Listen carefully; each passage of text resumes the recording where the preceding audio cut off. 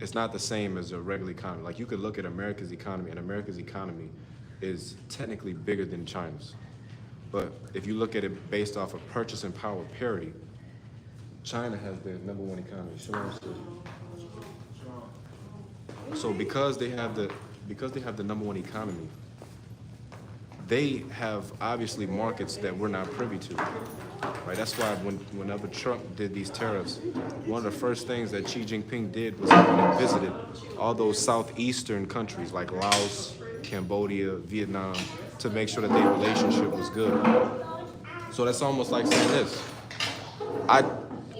you want to charge me more or I charge you more for the little cologne, right? So how can you leverage this? You could just say, well, I'm gonna go buy it from this person or this country, and they'll charge me $10 or $5 or whatever. So now you've just X'd me out of the picture in that market.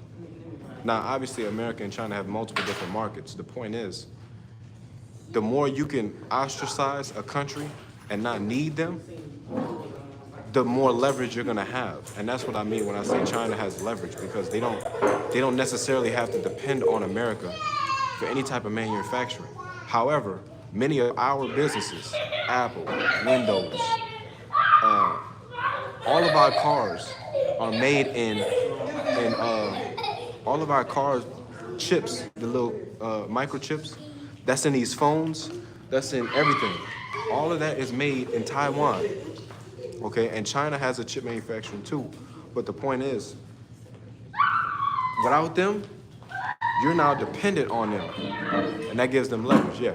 So when we still talking about it, I don't know for sure because I saw this video. So Toyota, Nissan, and Honda. I think they was going inside like making doing manufacturing. I don't know if that's true or not because I haven't seen like the video. It was like that one video. Well, see, this is what Trump is trying to do, just to give you an idea. During the Industrial Revolution in this country, that happened in the North, in New York, in Ohio, in Chicago, in Illinois,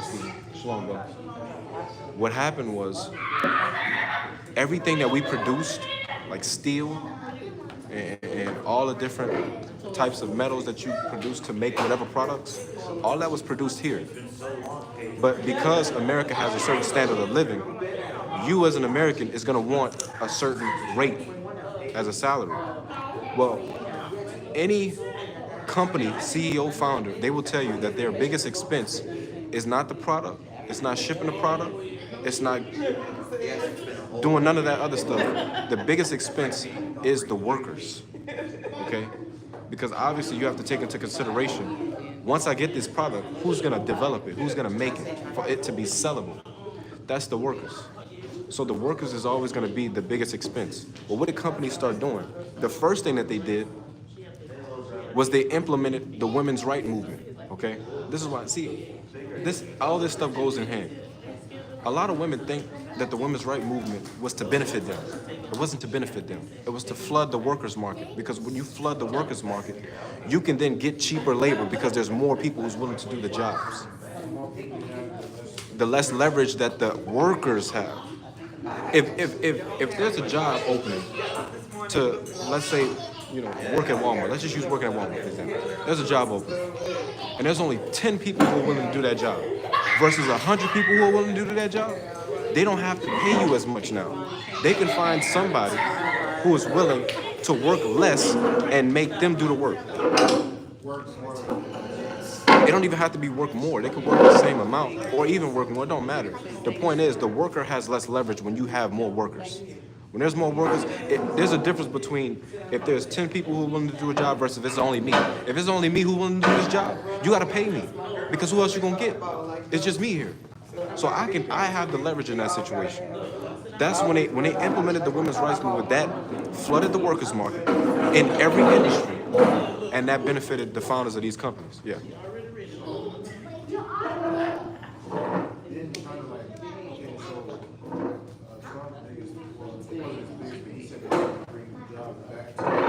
Yes, that's what he's trying to do. Yeah, so those jobs he's talking about Into.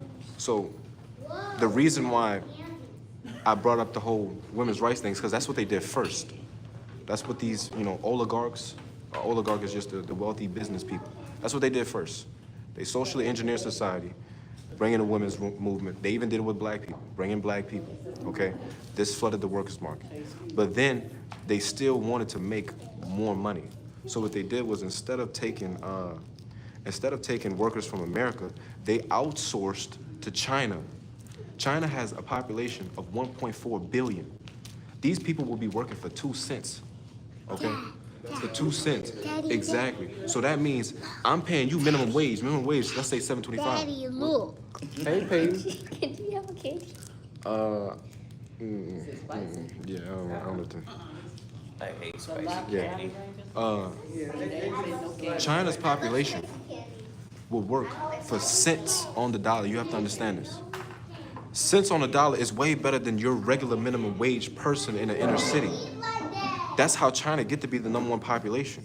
Because all these companies, it wasn't just American, it was European, it was Russian. All these companies were sending outsourcing their workers to the Chinese labor force. And the Chinese labor force, because their standard of living by 1973 was so low, they didn't care about making 2 cents or whatever the case was. So now what happened was China's businessmen saw this and they said, you know what, we can leverage this because everybody is making all their products here. So we can just make the same products. We could just make the same products and we could just resell them for cheaper. And it'd be the same quality, it'd be made in the same place by the same people, and we just gonna sell it cheaper. That's what they did. That's like you owning a business and I'm your worker and I know how to do the work. You getting all the money because you're the businessman, but I know how to do the work. So all I gotta do is say, I'm just gonna step out on my own and just keep doing the work. And when I keep doing the work, I can still make the same, profits. I can just better profit myself. Because now I don't have to give all the money to you. I can just keep the money for myself. America made, do you know China in 1973 was one of the poorest countries in the world in 50 years? 50 years. They're the #1 economy in the world.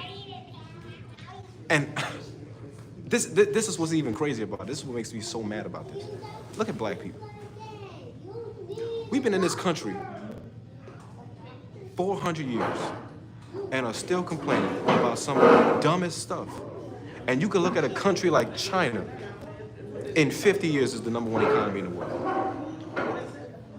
I'm not saying that, black people could do that. I'm just saying look at what they're able to overcome, okay? They was able to do that, and now they challenging the United States for that global hegemonic figure. And the United States don't like that. Trump does not like that at all. And the United States really made a mistake.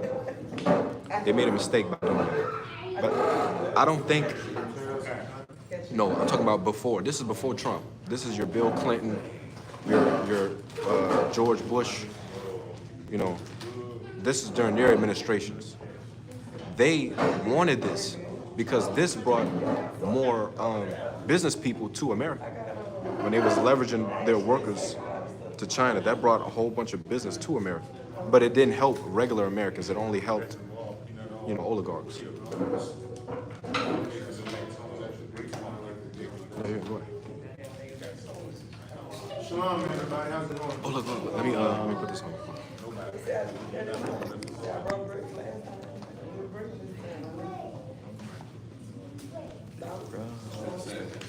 Shalom, brother. Happy Sabbath.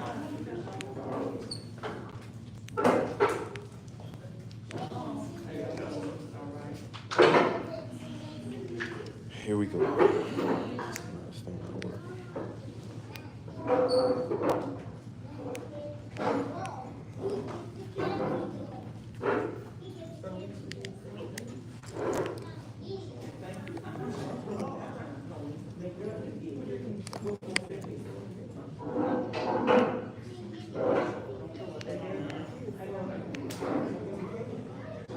This thing not working. All right, look. I'm just have to put it close to you.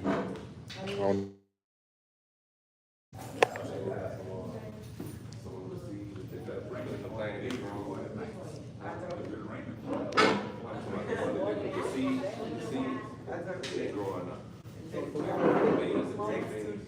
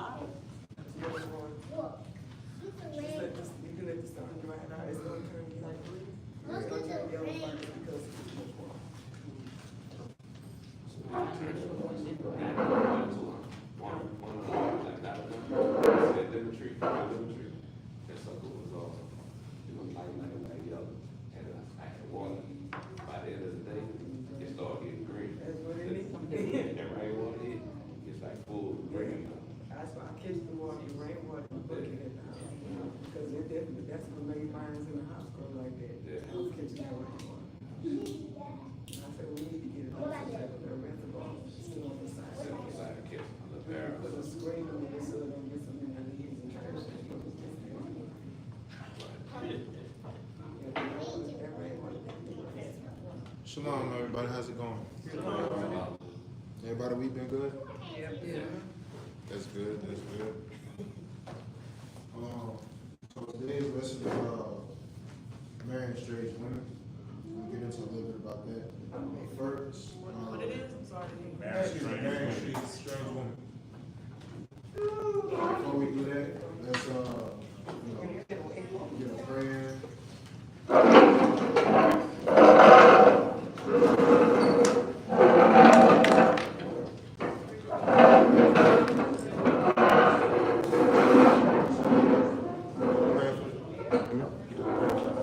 All you gotta do is the envelope. Just do the envelope.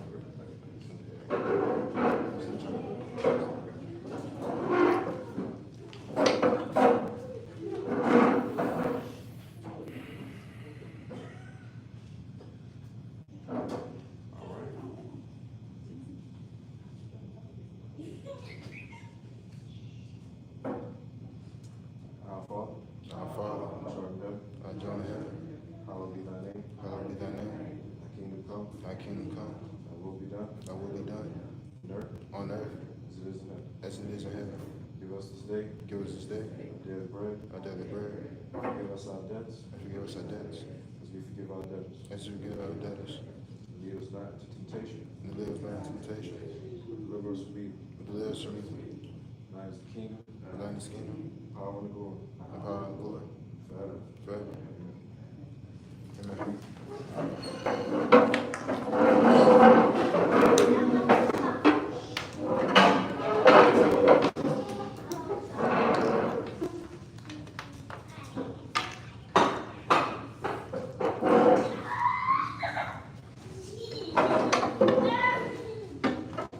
The first scripture we're going to go to is Exodus 24, 10 commandments.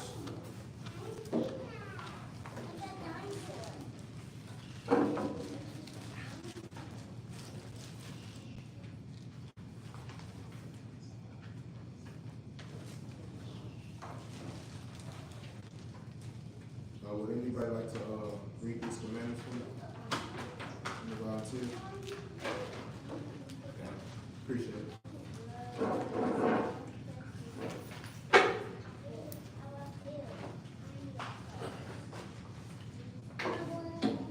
Exodus chapter 20, verse 1. And God spoke all these words, saying, I am the Lord thy God, which have brought thee out of the land of Egypt, out of the house of bondage. Thou shalt have no other gods before me. Thou shalt not make unto thee any graven image or any likeness of it, or that is in the earth beneath, or that is in the water under the earth. Thou shalt not bow down thyself to them, nor serve them. For I, the Lord thy God, am a jealous God, visiting the iniquity of the fathers upon the children to the third and fourth generation of them that hate me, and showing mercy unto thousands of them that love me, and keep my commandments. Thou shalt not take the name of the Lord thy God in vain, for the Lord will not hold him guilty that taketh his name in vain.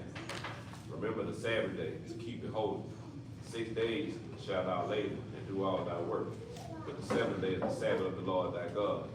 In it thou shalt not do any work, thou, nor thy son, nor thy daughter, thy manservant, nor thy maidservant, nor thy cattle, nor the stranger that's within thy gates. For 6 days the Lord made heaven and earth, the sea, and all that in them is, and rested the seventh day. Wherefore the Lord blessed the Sabbath day and hallowed it. Honor thy father and thy mother, that thy days may be long upon the land which the Lord thy God giveth thee. Thou shalt not kill, thou shalt not commit adultery, thou shalt not steal, thou shalt not bear false witness against thy neighbor, thou shalt not covet thy neighbor's house, thou shalt not covet thy neighbor's wife, nor his manservant, nor his maidservant, nor his ox, nor his ass, nor anything that is thy neighbor's. I appreciate that, brother. So like I said, the title of this lesson for this week is called Man Strange Women. As we all know, this has been a problem within our nation ever since, the beginning. It ultimately led to our destruction because we marry these women, and that'll eventually lead to us practicing that custom, which includes observing how they celebrate their gods. And our God wouldn't like that. Our Father would not like that. And because of that, we'll end up being put into captivity. The first scripture I want to go to is Deuteronomy chapter 7, so we can actually get that law on not marrying, other nations. Deuteronomy chapter 7.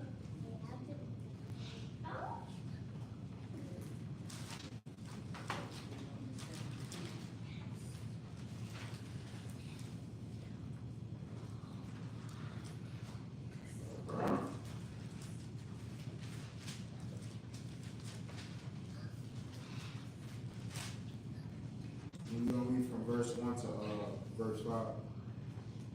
Can I have a reader?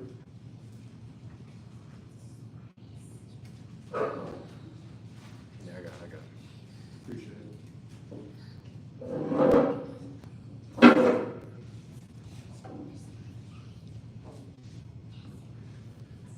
This is Deuteronomy chapter 7, verse 1 through 5.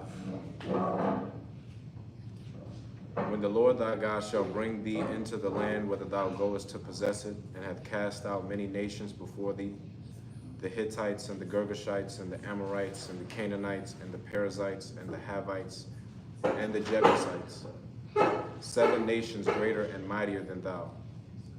And when the Lord thy God shall deliver them before thee, thou shalt smite them and utterly destroy them. Thou shalt make no covenant with them, nor show mercy unto them. Neither shalt thou make marriages with them. Thy daughter thou shalt not give unto his son, nor his daughter shalt thou take unto thy son. For they will turn away thy son from following me, that they may serve other gods. So will the anger of the Lord be kindled against you and destroy thee suddenly. But thus shall you deal with them. You shall destroy their altars, break down their images, and cut down their groves, and burn their graven images with fire. Thank you. So, as we just read, we got the law telling us not to make a covenant with them. It's also not to marry them. Our sons can marry their daughters, and our daughters can marry their sons, right? I actually want to get a little bit more into that strange woman, because it's not just certain other guys that'll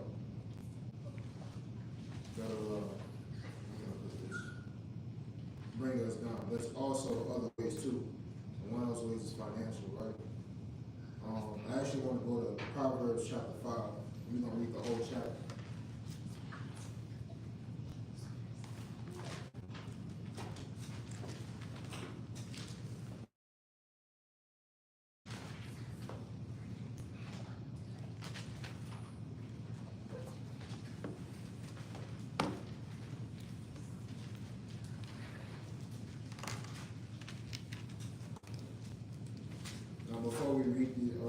read Proverbs. We all know that Proverbs is written by King Solomon when he was in his righteousness and in his youth, which is going to be very important. Zephaniah, can you do me a favor and I'll read? Yeah. This is Proverbs chapter 5, starting at verse 1. My son, attend unto my wisdom, and bow thine ear to my understanding, that thou mayest regard discretion, and that thy lips may keep knowledge. For the lips of a strange woman drop as a honeycomb, and her mouth is smoother than oil. But her end is bitter as wormwood, sharp as a two-edged sword. Her feet go down to death, her steps to take hold on hell, Lest thou shouldest ponder the path of life. Her ways are movable, that thou canst not know them. Hear me now, therefore, O ye children, and depart not from the words of my mouth. Remove thy way far from her, and come not nigh the door of her house. Lest thou give thine honor unto others, and thy years unto the cruel. Lest strangers be filled with thy wealth, and thy labors be in the house of a stranger. And thou mourn at the last, when thy flesh and thy body are consumed. And say, how have I hated instruction, and my heart despised reproof, and have not obeyed the voice of my teachers, nor inclined my ear to them that instructed me. I was almost in all evil in the midst of the congregation and assembly. Drink waters of thine own cistern, and running waters out of thy own well. Let thy fountains be dispersed abroad, and rivers of waters in the streets. Let them be only thine own, and not strangers with thee. Let thy fountain be blessed, and rejoice with the wife of thy youth. Let her be as the loving hind and pleasant roe. Let her breasts satisfy thee at all times, and be thou ravished always with her love. And why wilt thou, my son, be ravished with a strange woman, and embrace the bosom of a stranger? For the ways of man are before the eyes of the Lord, and he pondereth all his goings. His own iniquity shall take the wicked himself, and he shall be holden with the cords of his sins. He shall die without instruction, and the greatness of his folly he shall go astray. And in the greatness of his folly he shall go astray. Excuse me. Appreciate it. So as we just read, King Solomon is giving us advice, and men in particular, to stay away from, the strange woman or the foreign woman, right? Because when we get close, we'll develop feelings, and they'll take everything from us, which will lead basically to our downfall, right? He's also advising us, to stick with our own, right? And it's real funny, he wrote this because we all know what happened with Solomon that led to his downfall. And I actually want to get that in 1 Kings chapter 11.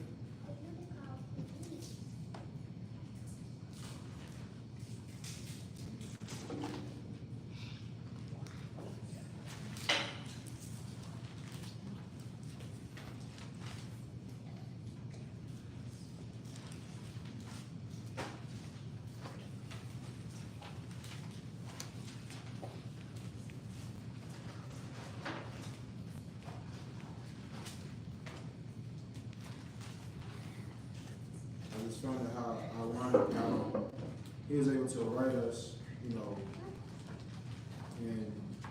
give us warning, stay away from, the strange women, and have no dinners with them. But he ended up, coming to his own demise for the very same thing that he wrote about, right? The same advice he gave us, he didn't take heed to his own advice.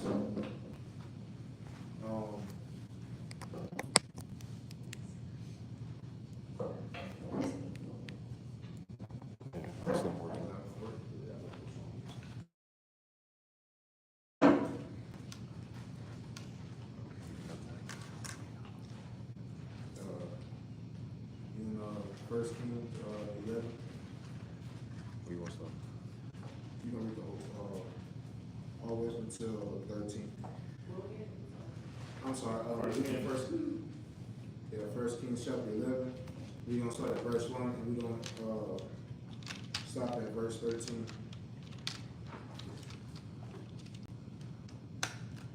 First Kings chapter 11 and verse 1. But King Solomon loved many strange women, together with the daughter of Pharaoh, women of the Moabites, Ammonites, Edomites, Zidonians, and Hittites, of the nations concerning which the Lord said unto the children of Israel, you shall not go into them, neither shall they come in unto you, for surely they will turn away thy heart after their gods. Solomon clave unto these in love. And he had 700 wives, princesses, and 300 concubines, and his wives turned away his heart. For it came to pass, when Solomon was old, that his wives turned away his heart after other gods, and his heart was not perfect with the Lord his God, as was the heart of David his father. For Solomon went after Ashtoreth, the goddess of the Zidonians, and after Milcom, the abomination of the Ammonites. And Solomon did evil in the sight of the Lord, and went not fully after the Lord, as did David his father. Then did Solomon build an high place for Chemosh, the abomination of Moab, and in the hill that is before Jerusalem, in the hill that is before Jerusalem. And for Molech, the abomination of the children of Ammon. And likewise did he for all his strange wives, which burnt incense and sacrificed unto their gods. And the Lord was angry with Solomon, because his heart was turned from the Lord God of Israel, which had appeared unto him twice, and had commanded him concerning this thing, that he should not go after other gods, but he kept not that which the Lord commanded. Wherefore the Lord said unto Solomon, for as much as this is done of thee, and thou hast not kept my covenant and my statutes which I have commanded thee, I will surely rend the kingdom from thee, and will give it to thy servant. Notwithstanding, in thy days I will not do it for David my servant's sake, but I will rend it out of the hand of thy son. Howbeit, I will not rend away all the kingdom, but will give one tribe to thy son for David my servant's sake, and Jerusalem's sake, and for Jerusalem's sake which I have chosen. Appreciate that. So like we see, we have the wisest king in Israel succumb to the charm of strange women, right? He should have known better. You know, God appeared before him twice, right? We just read the advice that he gave us, and he didn't take heed to his own. I have a question that I want to ask y'all, but before that, can y'all turn a few chapters back to 1 Kings chapter 3?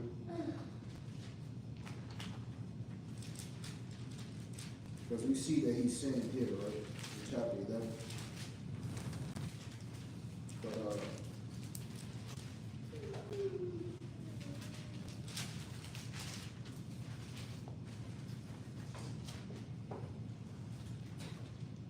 alright, so my question to y'all is that, did Solomon first sin when he built those, all those images for all his wives?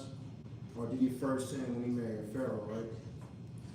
The reason why I ask that is because in verse 1 it says, going in chapter 3 of 1 Kings, right?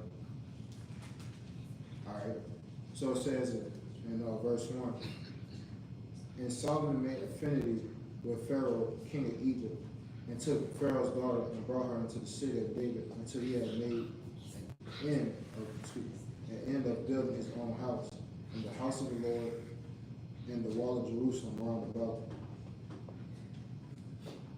Did he first sin when he took Pharaoh's daughter to wife, or when he started to build those images for all his other wives later on?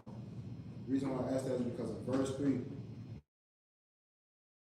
it says, Solomon loved the Lord, walking in the statutes of David his father. Only he sacrificed and burnt incense in the high places, right? And we just read in Deuteronomy chapter 7, that it's a sin to marry other nations, right? The only way that you can marry either woman is if she was a spoil of war. And I'm gonna try to actually go to Deuteronomy 21. And we're gonna start at verse 10 and end at 14 so we can get that long particular.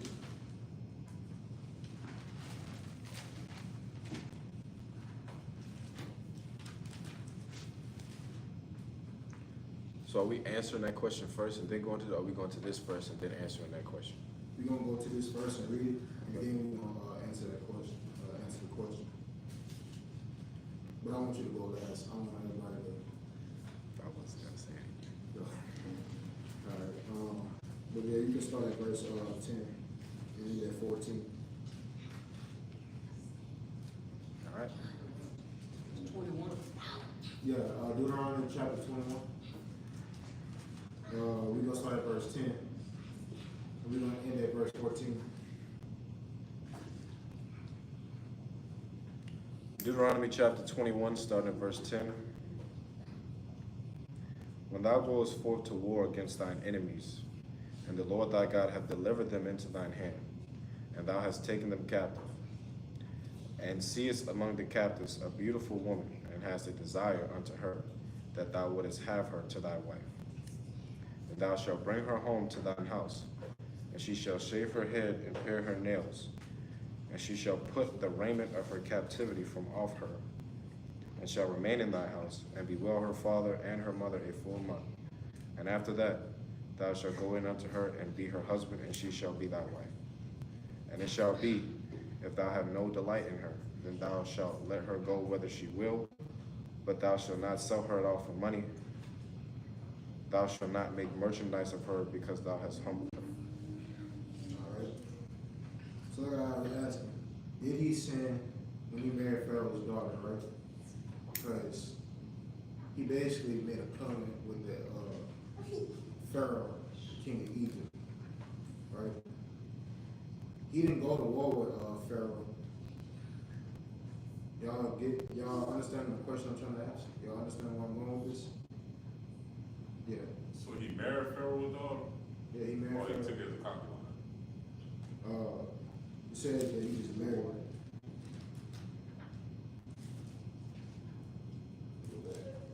Yeah, let's go back to First Kings chapter 3. You'd have to go to chapter 11. Huh? 11. 11. Chapter 11. Chapter 11.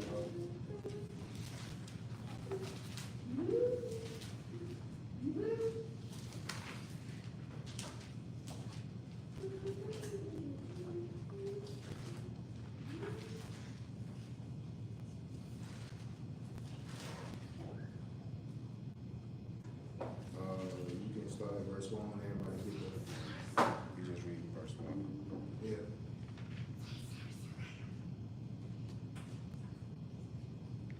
Everybody out?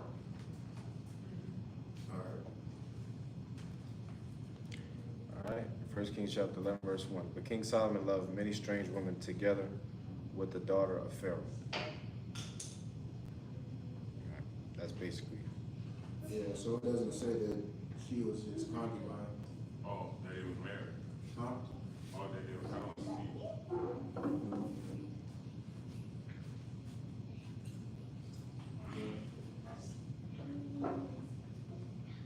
So, like I said, y'all think he married when he first married her? Because he made a covenant with the king of Egypt, taking his daughter to wife? Or did he sin when he started making those idols for the rest of his wives? What do y'all think? Because like I said, in verse 3, it says Solomon loved her. And, you know, he is the wisest king. So you would think he would know better not to take her. But he did this. So what do y'all think?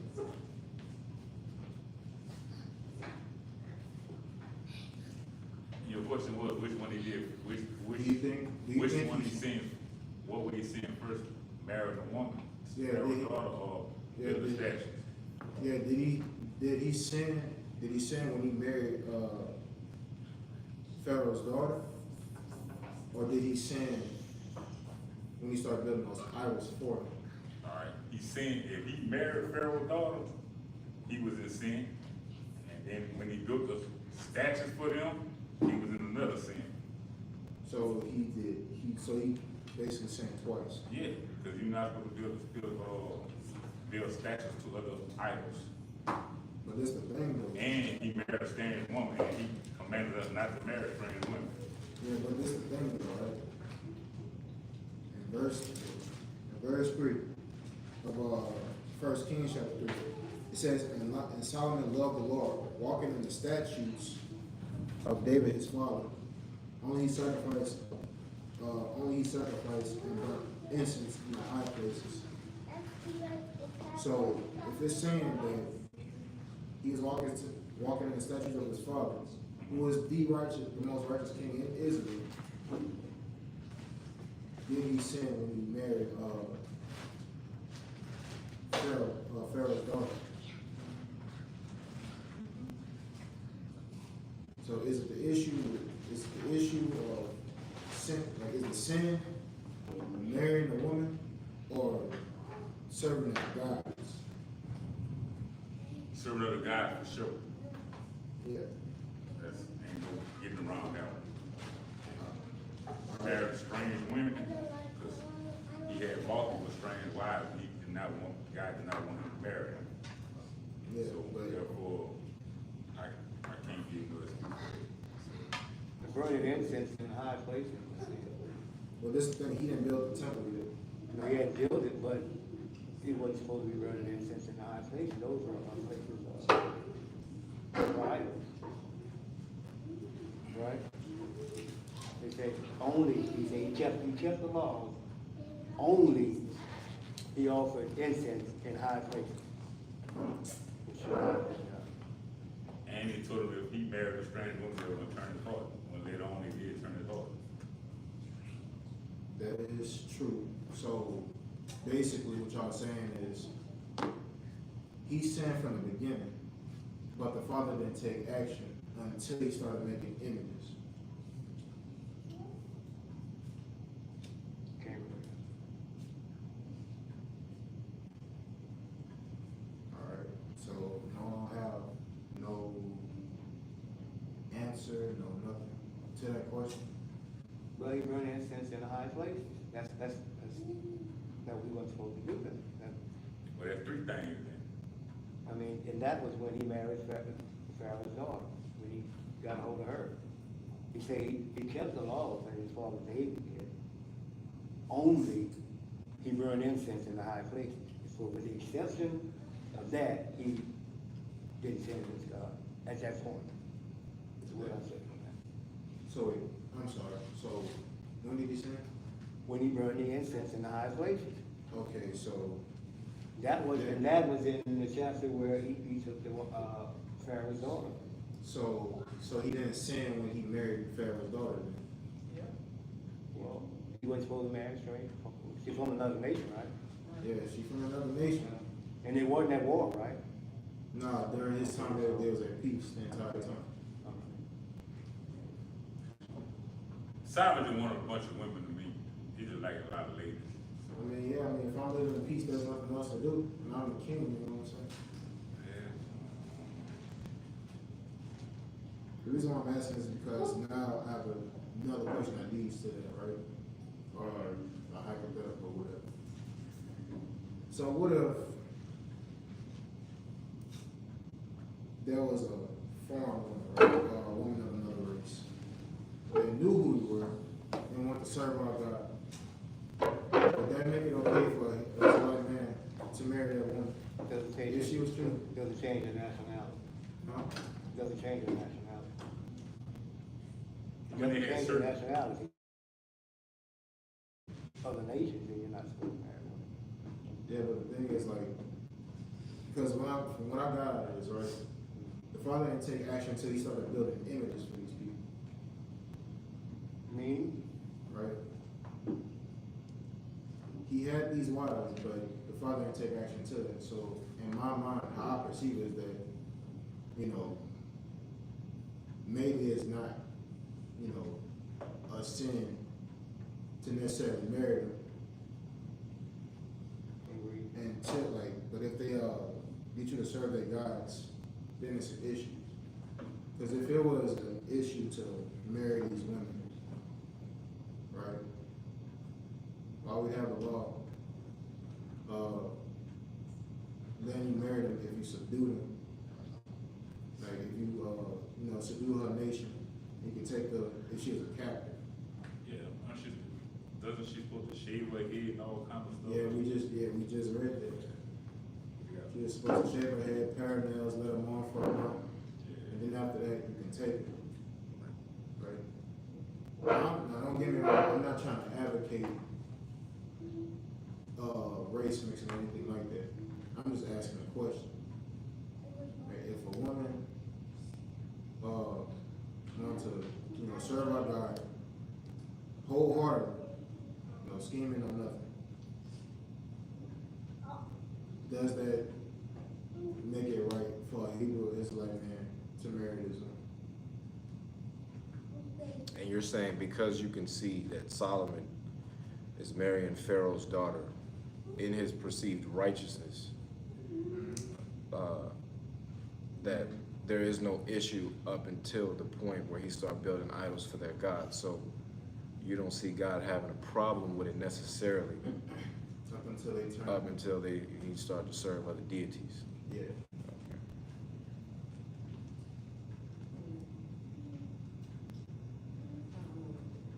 Huh? Because right now we're in a world where when you break a law or commit a sin, you're not punished right away. Yeah, I know that. You're gonna have to repeat that because the mics are not working. I don't think they hit you. No, I'm talking about him. Not you. You're gonna have to repeat. Anybody who's in the back, you're gonna have to repeat what they say. Yeah. You're gonna have to repeat what she said for people on the live because the mics are not working. What was the now, what did you say so I could try to repeat this? I said, I don't know if that would be the case because we're living in a world now in a time where you break a law, a sin, and it's not punishable today. Right away. It's not yesterday, so, but it will come back. You have to answer for it. So what you're saying is, we live in a world we're in grace and we don't get punished right away. Like the fathers are dealing with us at the moment, as a whole, as a nation right now. Because of that, judgment is not executed like right away. That's what you're saying. Alright. I hope Delilah was able to pick that up. Like I said, this is like, you know, just some a thought provoking. You had something? Yeah. I don't agree with the marriage for these women, simply because, there is, I couldn't find it, but I know there's scripture where, wasn't there an instance where, an Israelite man married foreign women and he had to, he put both the kid and the wife away? So in my mind, I mean, what's the purpose of you marrying this woman? Because if y'all have a kid, you can't, like the kid ain't considered Israel. He married a concubine, and he sent his kid and his wife away. Yeah, so She wasn't a concubine. Well, That was in in one spot they say she was a concubine, and then later on in the spot they say she was his wife. That's, What she's talking about was a group of people. It wasn't just one person. I think that's in Nehemiah, Ezra. Yeah, what you're looking for is in Ezra chapter, I think that's chapter 9. So y'all want to get in and read it right quick?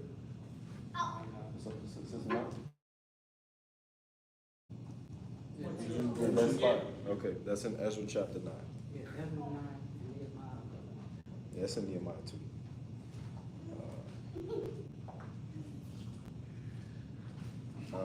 Now, we're gonna have to read this whole chapter. I'm just gonna make the point. and then we're gonna jump to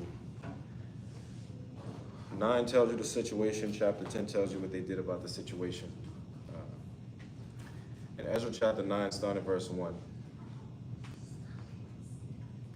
it says, "Now, when these things were done, the princes came to me, saying, the people of Israel, the priests and the Levites, have not separated themselves from the people of the lands, doing according to their abominations, even of the Canaanites, the Hittites, the Perizzites, the Jebusites, the Ammonites, the Moabites, the Egyptians, and the Amorites.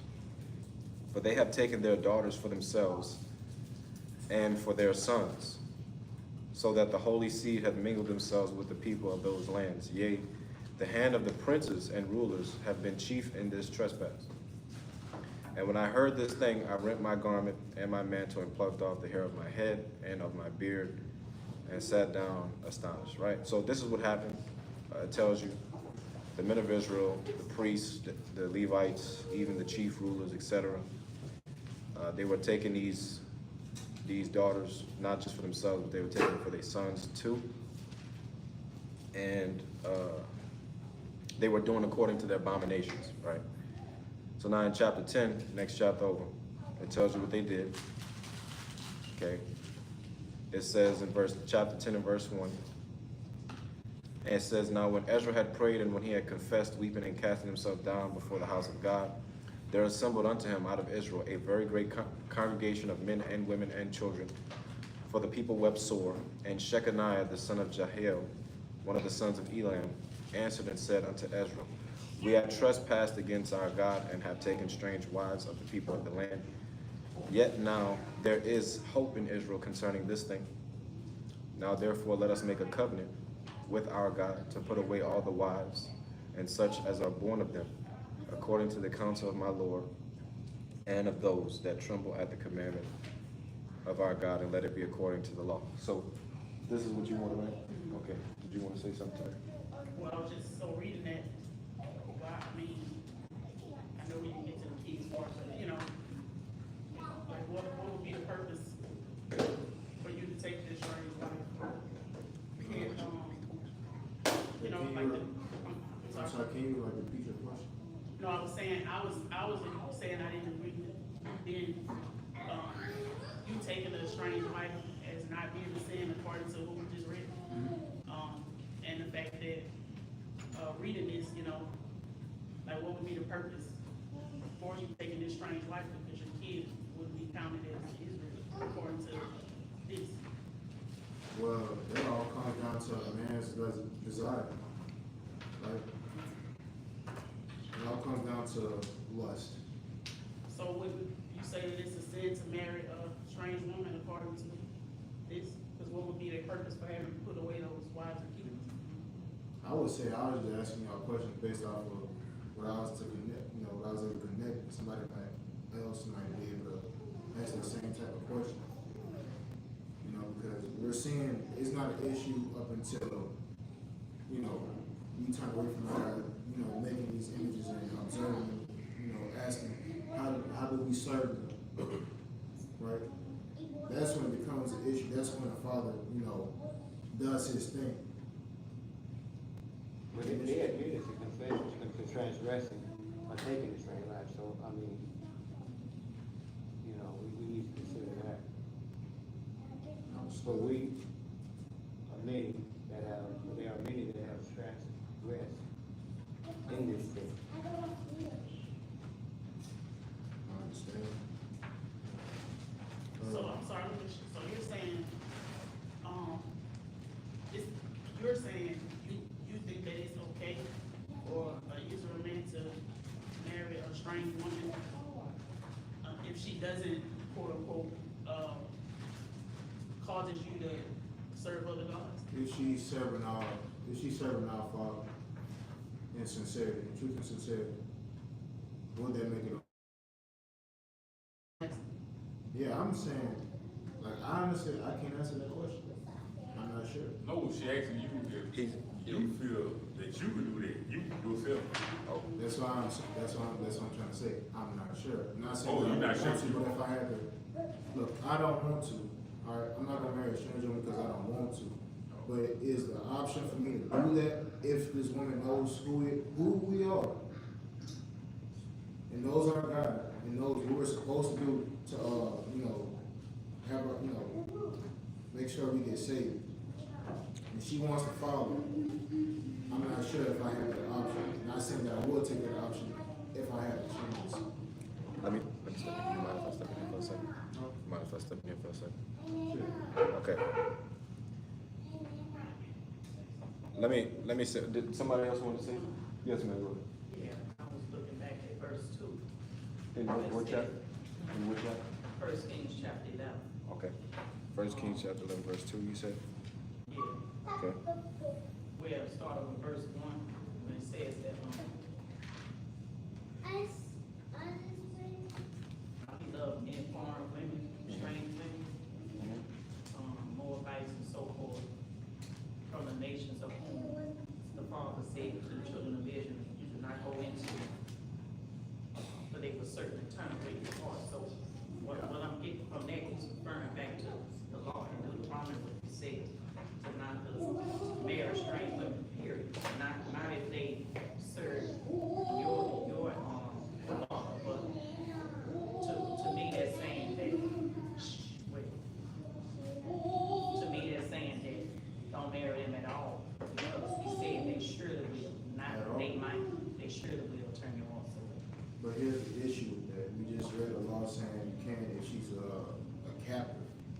That's during war cast time. Yeah, Tom. During wartime, yeah. But the thing is, she's spoiled, you know what I'm saying? The captive one. Let's go back to it. Let's go back to it and read it again. Deuteronomy chapter 21, starting at verse 10. We're gonna get this again.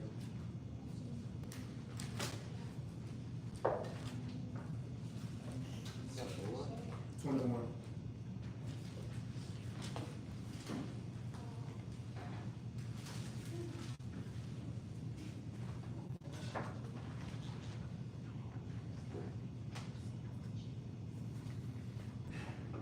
Everybody up? Yes, sir. Verse 10. And thou goest forth to war against thine enemies, and the Lord thy God hath delivered them into thine hands, and thou hast taken them captive, and seest among the captives a beautiful woman, and hast a desire unto her, that thou wouldest have her to thy wife, not concubine, wife. And thou shalt bring her home to thine house, and she shall shave her head, and pare her nails, and she shall put the raiment of her captivity from off her, and shall remain in thine house, and beware her father and her mother a full month. And after that thou shalt go in unto her, and be her husband, and she shall be thy wife.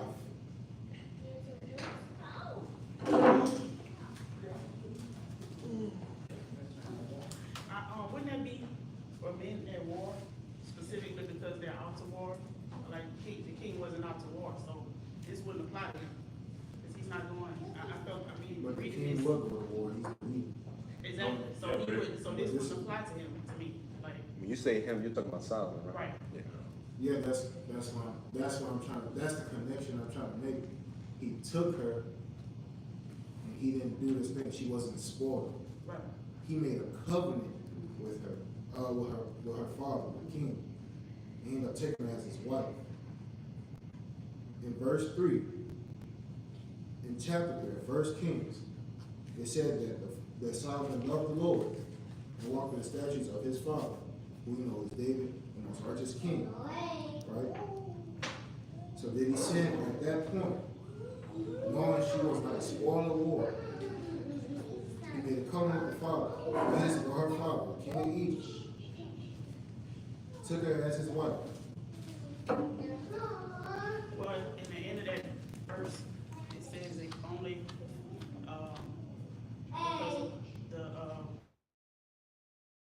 because it says except, so to me that's saying except he did this thing, even though he wants to, he's a righteous man, but he did this bad thing. Because it says only, it says only, mine says except. So it's saying You said, well, hold on, you talking about the incense part later, hold on, where you at? What was that in First Kings, what, 3? Yeah. Okay, hold on, let me go back to it.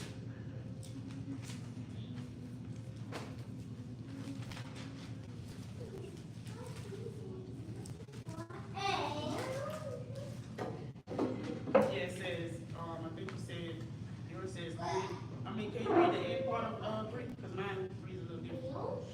Only he sacrificed and burnt incense in the high places?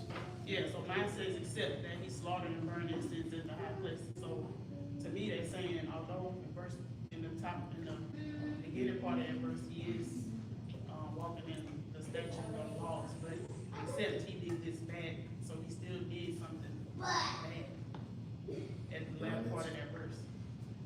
Burn incense in the high places.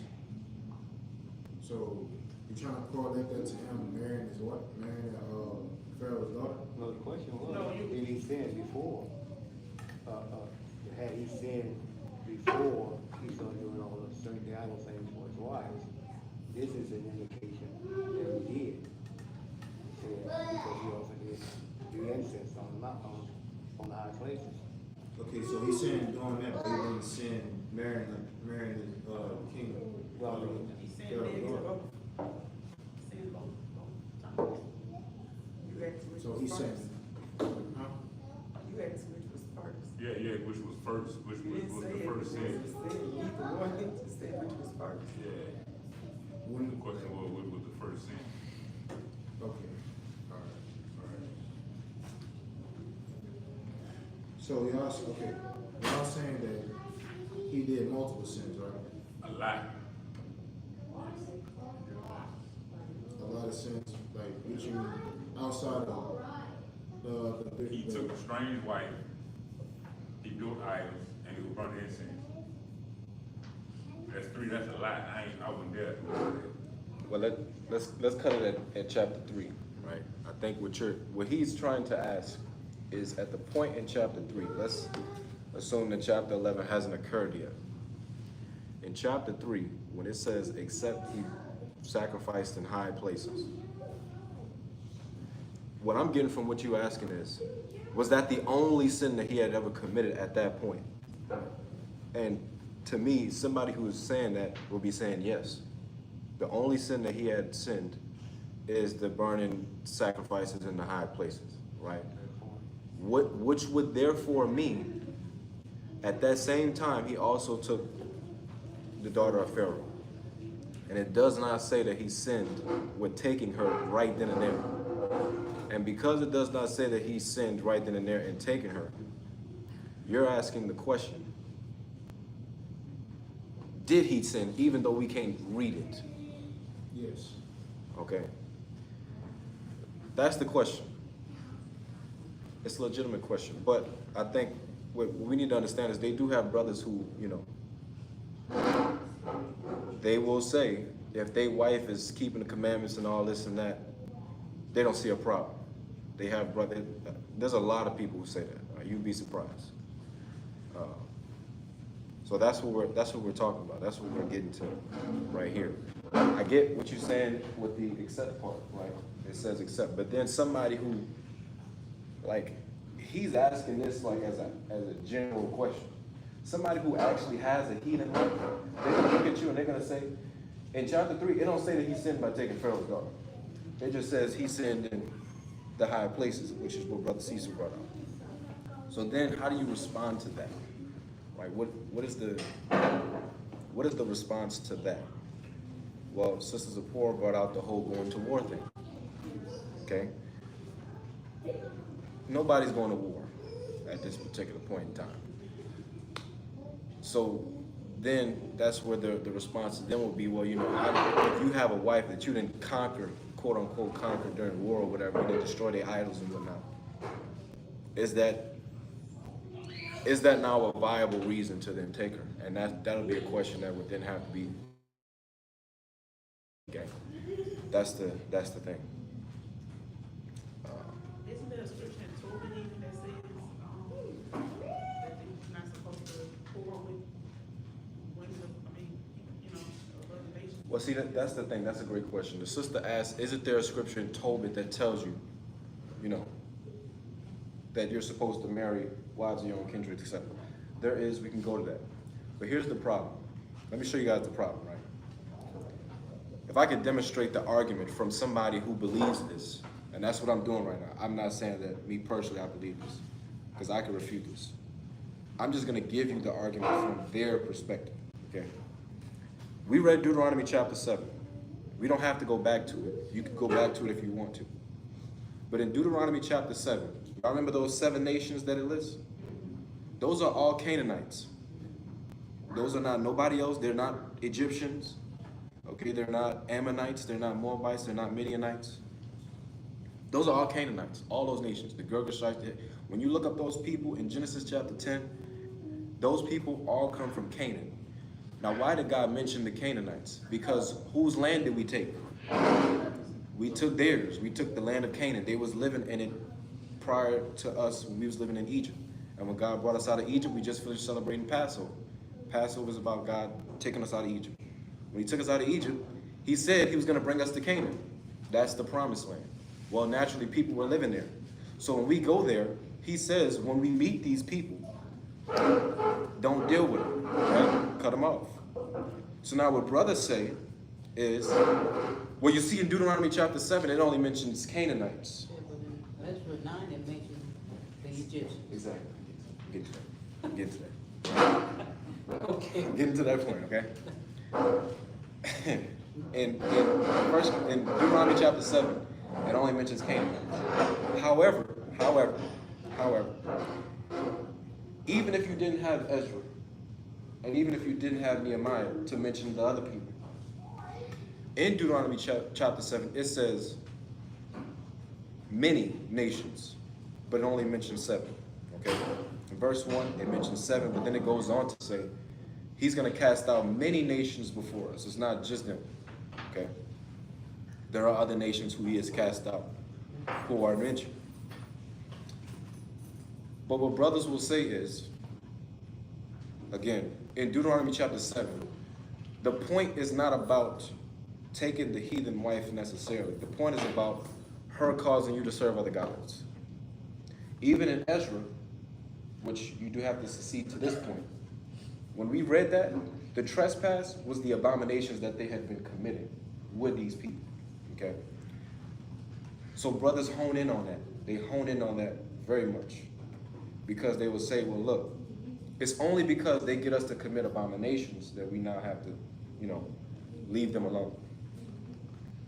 The question that I always reverted back, which can't be answered, is the fact that these people could have easily just been converted. Conversion, I mean, I'm not saying it happens like that, but I'm pretty sure if you give somebody the choice of, you can put your wife and your child away, or you can convert them. They're going to convert, but they didn't give them that option. They just said, put them away, all right? And the reason for that is because the interpretation on how the children of Israel read Deuteronomy chapter 7, it wasn't just for Canaanites, it was for other people. That's why, are we in 1 Kings right now? Y'all should be in 1 Kings right now, right? Yeah. In 1 Kings chapter 11, I'm going to show you something.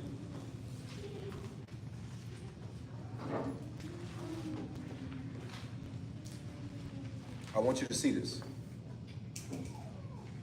These brothers will not address this point. Or sisters. I mean, it don't matter who's making the argument. It really doesn't matter. I'm going to read just verse 1 and 2. That's it.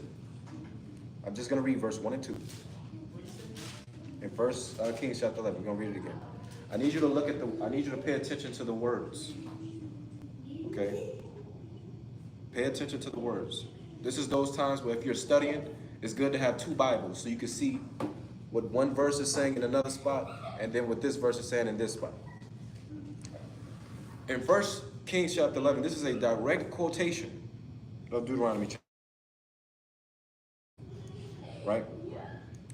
In 1 Kings chapter 11, verse 1, it says, but King Solomon loved many strange women, together with the daughter of Pharaoh. So it includes an Egyptian, okay? Egyptians are not included in Deuteronomy chapter 7. It says women of the Moabites. The Moabites are not included in Deuteronomy chapter 7. Ammonites are not included in Deuteronomy chapter 7. Edomites are not included in Deuteronomy chapter 7.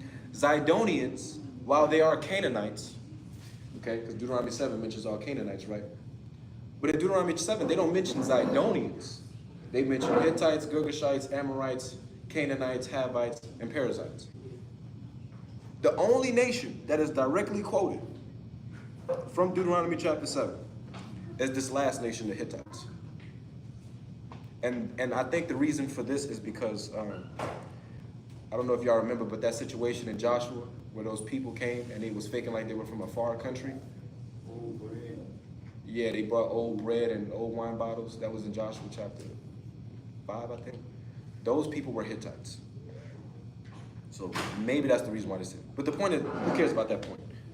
The overall point is all these nations that's mentioned are not included in Deuteronomy chapter 7. But in verse 2, it goes on to quote Deuteronomy chapter 7. It says, of the nations concerning which the Lord said unto the children of Israel, you shall not go into them, neither shall they come into you. So the Lord said this. When did he say it? He said it in Deuteronomy chapter 7. But in Deuteronomy chapter 7, he don't mention none of these nations.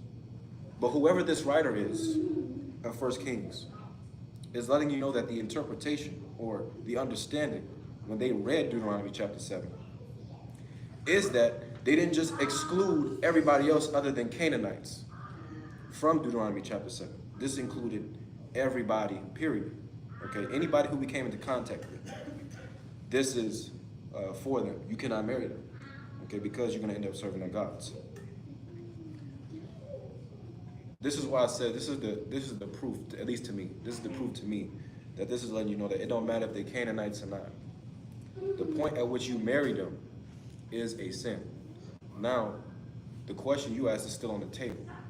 Why didn't God judge King Solomon, okay, in the moment that he is taking Pharaoh's daughter, okay, as a wife? Some people, I don't know the full answer to this, but I'm just giving you like what people say, okay? Some people say that because he's a king, he had to make relations with other nations. And during this time, the way that you form relations with another kingdom, the typical thing to do is for a king to give one of his princesses to the king that he's trying to make amends to. This happened all the time in ancient history. Anybody who ever did any type of study on ancient history, even if you watch certain movies about ancient history, you know that the way people would make leagues is to, aristocratically arrange marriages between the higher class people, okay? That could be a reason. Either way, to me, that's the most logical. But I mean, irregardless to that, it's letting you know that the point at which he marries her is the starting of this sin, and that metastasizes to the serving of the other gods. So it don't necessarily have to say that per se, at least from my judgment. Now there's other verses we can go to, but I'm just stop there because I'll let you get back to it. Then in Deuteronomy 17 and 17, it said king should multiply wives. I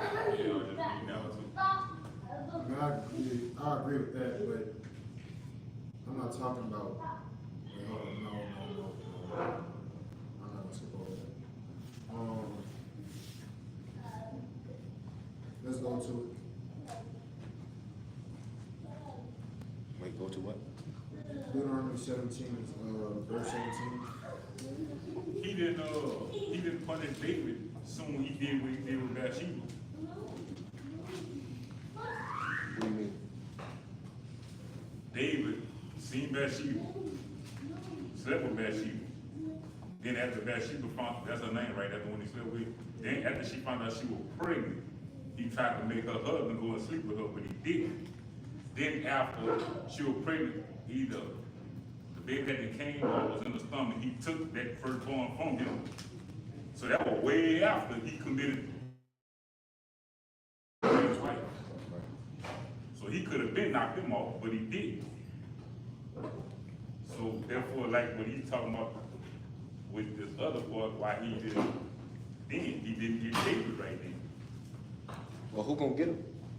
What you mean? God could have knocked David off. You're right, but he's the king. So usually when stuff would happen, the king would do it to another person, right? But when you are the king, who's gonna do that to you? Well, God could, like you said, God could have killed him himself, Yeah. but he But he took didn't. first born with Bathsheba. Right. That's a good point. And he warned him again, or make it known to him again in chapter 9. Solomon, he tells him about him following David and doing the things that David did that was righteous. And he warns him again about the strange gods, strange women. You said that's in chapter 9 Yeah, chapter 9, First Kings. and verse what? First Kings, chapter 9. I'm saying what verse did you want?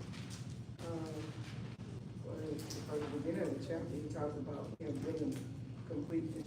But verse 6, he warns him again. Okay, gotcha. Wait, what? 1 Kings chapter 9, and we can start at 3. The covenant with Solomon. So in 1 Kings chapter 9, starting at verse 3,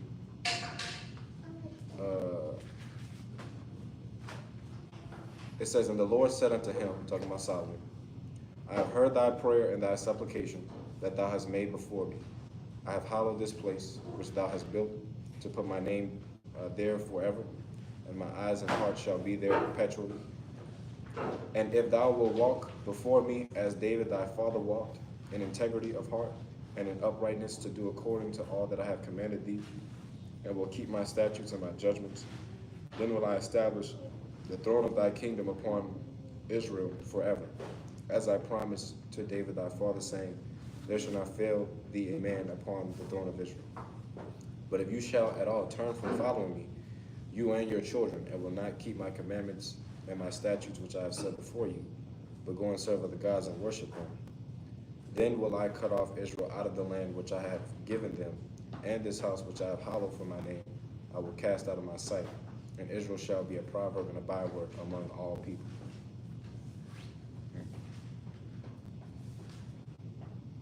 Alright, I'm sorry.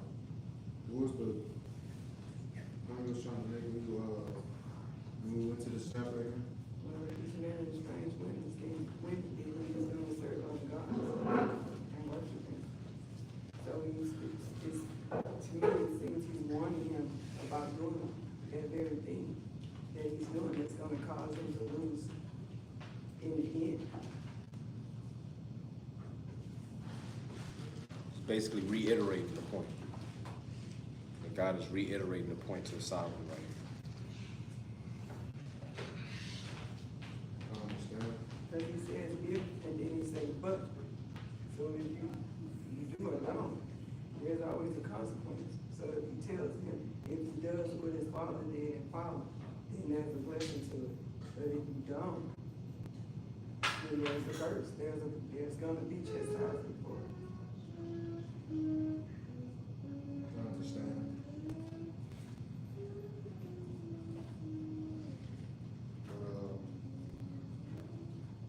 Before I continue, anybody else have something that they want to add to Sister Amanda's point before we continue? I think he's, what we going to Deuteronomy or something? What we going to Deuteronomy before that? It was, but then I kind of forgot the point I wanted to make because as soon as she said what she had said, like something at the tip of my tongue, like something I wanted to say, but then I forgot the point I was trying to make. But as in regards to multiple wives, that's why she went to Deuteronomy 17. Oh, yeah. Did you want to say something about that too? No, I was just bringing up how it was told to a king not to multiply wives, and Solomon did that too. So, Gotcha. But yeah, like I said, I had some, forgive me on that. If anybody don't have anything else to add to that, then we can continue, back to the lesson. So not only will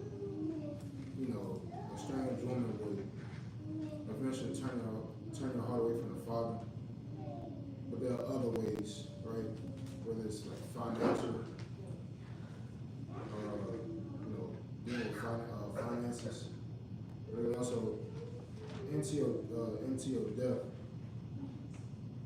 like more like in multiple ways. She can also conspire against you, right? She can pretend that she loves you and she has your best interest at heart, but in reality, she's actually scheming behind your back, with her male counterpart on how to take you down, right? They're taking counsel. And with that, I actually want everybody to turn to Psalms 83. We're going to read from verse 1 to 7.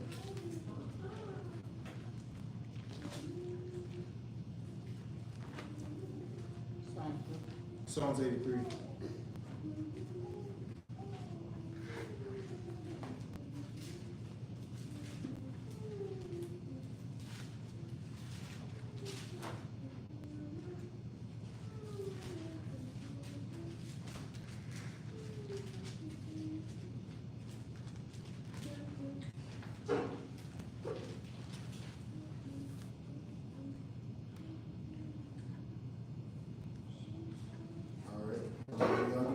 Zephaniah, can you start at verse 1 and end at 7?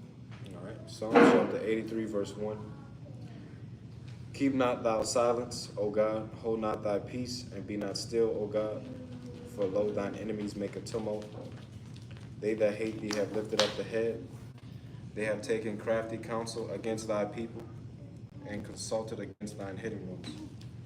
They have said, Come, let us cut them off from being a nation, that the name of Israel may be no more in remembrance. For they have consulted together with one consent. They are confederate against thee. The tabernacles of Edom, the Ishmaelites, of Moab, the Hagarenes, Gebal, and Ammon, and Amalek, the Philistines with the inhabitants of Tyre. Ashur also is joined with them. They have the children of Lot, Selah. Oh, excuse me. Yeah, okay. You can start right there. So like I was saying, like the strange woman is very dangerous. Like I told y'all, she can be plotting with her male counterpart in order to take Israel down. And I can't think of any other example other than outside of Solomon is Samson, right? And thing with Delilah. And I want everybody to turn to Judges 16. We're gonna read that whole chapter. Yeah. Right. Yeah. And after that, that's gonna be like the end of this lesson.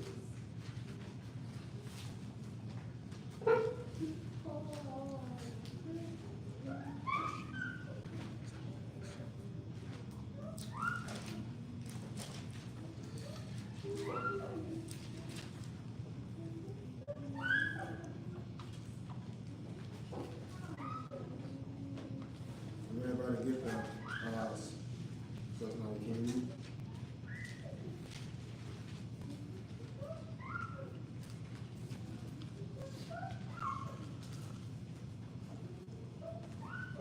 All right, Judges chapter 16, starting at verse 1. Then went Samson to Gaza, and saw there an harlot, and went in unto her. And it was told the Gazites, saying, Samson is come hither, and they compassed him in, and laid wait for him all night in the gate of the city, and were quiet all the night, saying, In the morning, when it is day, we shall kill him. And Samson lay till midnight, and arose at midnight, and took the doors of the gate of the city, and the two posts, and went away with them, bar and all, and put them upon his shoulders, and carried them up to the top of an hill that is before Hebron. And it came to pass afterward that he loved a woman in the valley of Sorek, whose name was Delilah. And the lords of the Philistines came unto her, and said unto her, And see wherein his great strength lieth, by what means we may prevail against him, that we may bind him to afflict him. And we will give thee every one of us 1,100 pieces of silver. And Delilah said to Samson, Tell me, I pray thee, wherein thy great strength lieth, and wherewith thou mightest be bound to afflict thee. Verse 7, And Samson said unto her, If they bind me with 7 green withs that were never dried, then shall I be weak and be as another man. Then the lords of the Philistines brought up to her 7 green withs which had not been dried, and bound him with them. Now there were men lying in wait, abiding with her in the chamber, and she said unto him, The Philistines be upon thee, Samson. And he brake the withs, and as a thread of towel is broken when it toucheth the fire. Excuse me. So his strength was not known. And Delilah said unto Samson, Behold, thou hast mocked me, and told me lies. Now tell me, I pray thee, wherewith thou mightest be bound. And he said unto her, If they bind me fast with new ropes that were never occupied, then shall I be weak and be as another man. Delilah therefore took new ropes, and bound him therewith, and said unto him, The Philistines be upon thee, Samson. And there were liars in wait, abiding in the chamber, and he brake them off his arms like a thread. And Delilah said unto Samson, Hitherto thou hast mocked me, and told me lies. Tell me wherewith thou mightest be bound. So stupid. And he said unto her, If thou weavest the 7 locks of my head with the web. And she fastened it with a pin, and said unto him, The Philistines, verse 14, and she fastened it with a pin, and said unto him, The Philistines be upon thee, Samson. And he awaked out of his sleep, and went away with the pin and the beam with the web. And she said unto him, How canst thou say, I love thee, when thine heart is not with This is so stupid, bro. I'm sorry, excuse me. Verse 15 again. And she said unto him, How canst thou say, I love thee, when thine heart is not with me? Thou hast mocked me these 3 times, and hast not told me wherein thy great strength lieth. And it came to pass, when she pressed him daily with her words, and urged him, so that his soul was vexed unto death, that he told her all his heart, and said unto her, There has not come a razor upon my head, for I have been a Nazarite unto God from my mother's womb. If I be shaven, then my strength will go from me, and I shall become weak, and be like any other man. And when Delilah saw that he had told her all his heart, she sent and called the lords of the Philistines, saying, Come up this once, for he hath showed me all his heart. Then the lords of the Philistines came up unto her, and brought money in their hand. And she made him sleep under her knees, and she called for a man, and she asked him to shave off the 7 locks of his head, and she began to afflict him, and his strength went from him. And she said, The Philistines be upon thee, Samson. And he awoke out of his sleep and said, I will go out as at the other times before, and shake myself. And he wist not that the Lord had departed from him. But the Philistines took him, and put out his eyes, and brought him down to Gaza, and bound him with fetters of brass. And he did, and he did grind in the prison house. Howbeit, the hair of his head began to grow again after he was shaven. Then the lords of the Philistines gathered them together to offer a great sacrifice unto Dagon their god, and to rejoice, for they said, Our God hath delivered Samson our enemy into our hand. And when the people saw him, they praised their God, for they said, Our God hath delivered into our hands our enemy, and the destroyer of our country, which slew many of us. And it came to pass, when their hearts were merry, that they said, Call for Samson, that he may make us sport. And they called for Samson out of the prison house, and he made them sport. And they set him between the pillars. And Samson said unto the lad that held him by the hand, Suffer me that I may feel the pillars whereupon the house standeth, that I may lean upon them.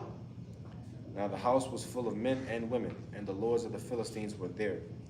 And there were upon the roof about 3,000 men and women. And behold, while Samson made And Samson called unto the Lord and said, O Lord God, remember me, I pray thee, and strengthen me, I pray thee, only this once, O God, that I may be at once avenged of the Philistines for my 2 eyes. And Samson took hold of the 2 middle pillars upon which the house stood, and on which it was borne up, of the one with his right hand, and of the other with his left. And Samson said, Let me die with the Philistines. And he bowed himself with all his might, And the house fell upon the lords and upon all the people that were therein. So the dead which he slew at his death were more than they which he slew in his life. Then his brethren and all the house of his father came down and took him and brought him up and buried him between Zorah and Eshtaol in the burying place of Manoah his father. And he judged Israel 20 years. I appreciate that. This whole thing is just stupid. Like, it's I want to say it's laughable, but it's really not. Because this is a problem with brothers, right? Even all the way back during biblical times. We will have this tendency to get with women, well, strange women, and that'll be our downfall, like ultimately, right? Samson did this to himself. This man really exposed his weakness to this woman. Like, I refuse to believe that he was stupid, right? But the first time she would have asked me, what was my weakness? To know the source of my strength. And she, next thing you know, I'm being told that the Philistines are coming to kill me. I would have knew what was up right then and there. She asked him again. And again after that. Like, I believe this man knew what he was doing, and he knew what she was doing. But yet, because his lust, I can't even say love, his lust for it was so strong, he was willing to overlook this woman trying to set him up to get him killed. He still wanted to be with her. Because she eventually broke and told her his weakness, he ends up becoming captured. He ends up dying because of it. Samson was messing up way before then. Well, yeah, but He married her. His first wife was a Philistine woman. yeah, And well, then he went away, they came home, and the father-in-law gave his wife to somebody else. Then he got mad at someone on his rage. He pretty much was, I don't know, a rape worker, but he was weak for the Philistine woman. And then he went and got a whole lot. And then later on he fell in love with another Philistine woman. So his taste in women was just, he loved it ratchet. I said that he loved ratchet. I clean it up, he loved ratchet. He was weak for the ratchet. I do have a question. So there are brothers. Can we go to Judges 14? yeah. There are people who suggest, okay, which goes back to the question that you asked earlier about whether or not it's a sin in taking a heathen nation. Let's read this. In Judges 14, I'm only going to read verse 1 through 4. It says, and Samson went down to Timnath and saw a woman in Timnath of the daughters of the Philistines, right, which is what Brother Ricky was just pointing out. It says, and he came up and told his father and his mother and said, I have seen a woman in Timnath of the daughters of the Philistines. Now therefore, get her for me to wife. So now he's asking the question to his father and mother. Give me the dowry or whatever the case is, right, ceremonially. Give me the blessing to marry this Philistine wife. Verse 3 says, then his father and his mother said unto him, is there never a woman among the daughters of thy brethren or among all my people? Talking about, are there any women in Dan, like the Danite women? Or are there any of the other Israelite women? Okay. That thou goest to take a wife of the uncircumcised Philistines, question mark. And Samson said unto his father, get her for me, for she pleases me well. Now look at this. But his father and his mother knew not that it was of the Lord that he saw an occasion against the Philistines, for at that time the Philistines had dominion over Israel. So I'm going to ask you the same question that if you was in front of one of these brothers, they would ask you. It says right here that God made this happen. He gave Samson the, I don't know, whatever you want to call it, the urge to want to deal with Philistines as an occasion to set a pretext to go against them, right? So this also goes to your question, but I'm also asking you this question. Can you say that from this, God is telling Samson to break his own law in Deuteronomy chapter 7? I would say no. I feel like it was in this particular instance, but it just wouldn't make sense how if the father put it on his heart to seek Philistine women. In my mind, that would have meant that Samson was a sacrificial pawn.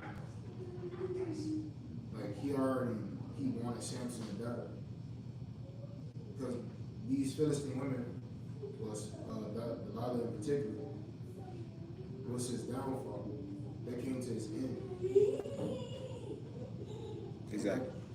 So I just can't see a father just sacrificing, the nation he's supposed to, that he loves as his own. He set up one of his own children to die.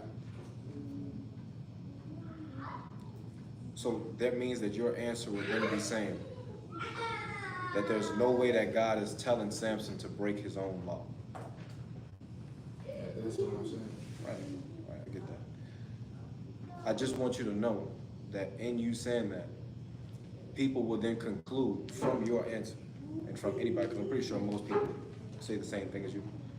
The conclusion to that goes back to the first question that you asked, which is that it's not a problem if somebody marries a strange woman, only if they get them to serve other gods. That is the conclusion that people come to, especially based off of this. Because the only way to not say that God is causing Samson to break his own law is if you're misunderstanding Deuteronomy chapter 7 and it don't actually mean what it's saying. Okay? That's the only way. So this is usually a verse that's used in Samson's situation to justify that. Okay? That the Lord put the spirit on him to want. Know that it's okay to marry strange women. It's not a sin until you serve their gods. Understood.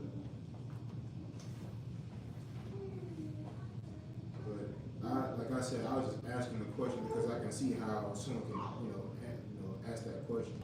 I know. There's plenty of brothers who believe this.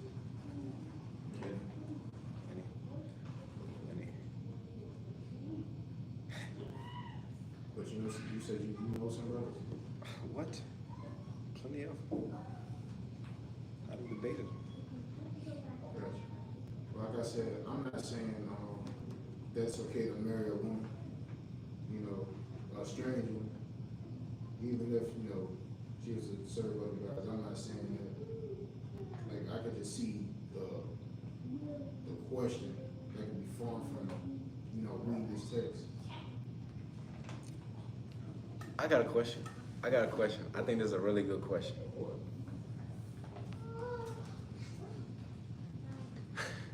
If somebody, let's say we meet a brother right now, and he is already married to a white woman, and he coming to the truth, okay? Would you be against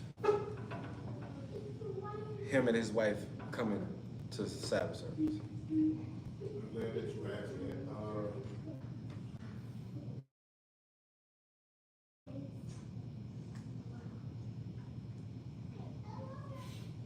That's a good ass question, ain't it? Yeah, that's Oh, my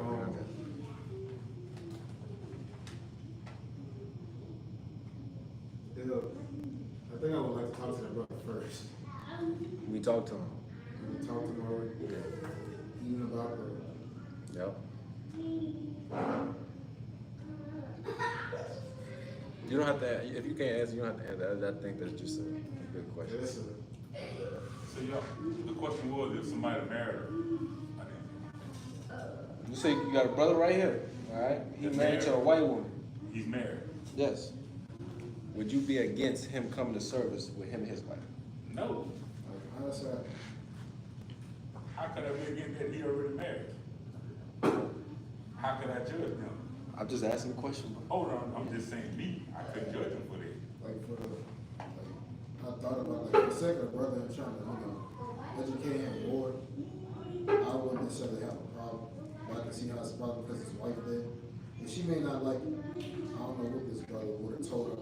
Or I just found out that I'm, God, like, part of God's chosen people. I'm an Israelite. A nation that's supposed to be set above you. I can't, it's kind of a hard question to answer. But for the sake of the brother, That's on him. I'm looking at the same. for the sake of the brother, I wouldn't mind him, coming here because how you supposed to know you in sin, how you supposed to know you in sin until somebody who has knowledge of the law, tells you about it. Yeah. So I wouldn't have an issue.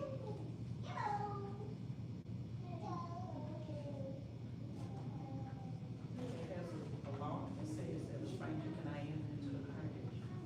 Talking about a Moabite, Stranger. where, because, shit, I just had, no, I do have it. Because that's broad, right? If you go to Deuteronomy 23, that's talking about, abhorring the Edomite, right? So let's get that up quick.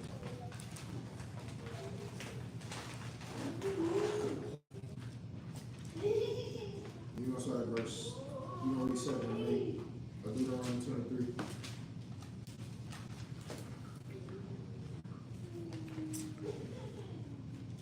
I don't think she wants 7 and 8. No, like she said, A stranger. yeah, stranger, that's broad.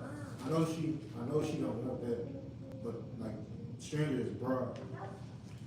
And the issue is that we claim that Edom is the white man, right? But, Deuteronomy 20, can you read 7 and 8 in Deuteronomy 23? Yeah. Deuteronomy chapter 23 and verse 7 and 8. Thou shalt not abhor an Edomite, for he is thy brother. Thou shalt not abhor an Egyptian, because thou wast a stranger in his land. The children that are begotten of them shall enter into the congregation in their 3rd generation. So, Yeah, that's what I said. That's not what she wants. She wants verse 2 and 3, bro. 23. Well, really just 2. A bastard shall not enter into the congregation of the Lord, even to his 10th generation shall he not enter into the congregation of the Lord. So, okay, so what is a bastard? Child of another man or woman of another nation or vice versa. Repeat that? It's a child born of an Israelite man or a woman of another nation or vice versa. But what does 7 and 8 say? Because okay, you said that, but what does 7 and 8 say? Because this talking about Edomite, and the Edomite is not an Israelite; it's another nation. It's calling his children can enter the congregation. So you have to be like specific on who you're talking about, because Moabites can get in the congregation, but Edomite can. Talking to support, sister support. Well, kind of you too, but well, both of you.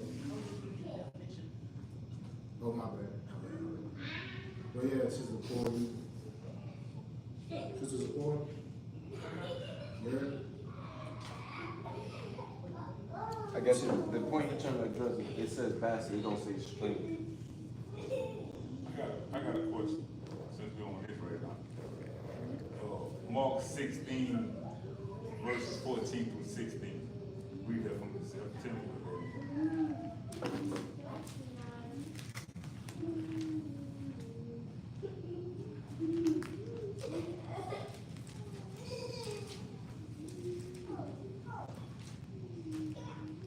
14 through 16? 14 through 16.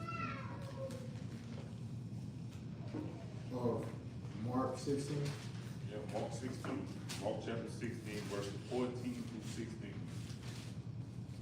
All right.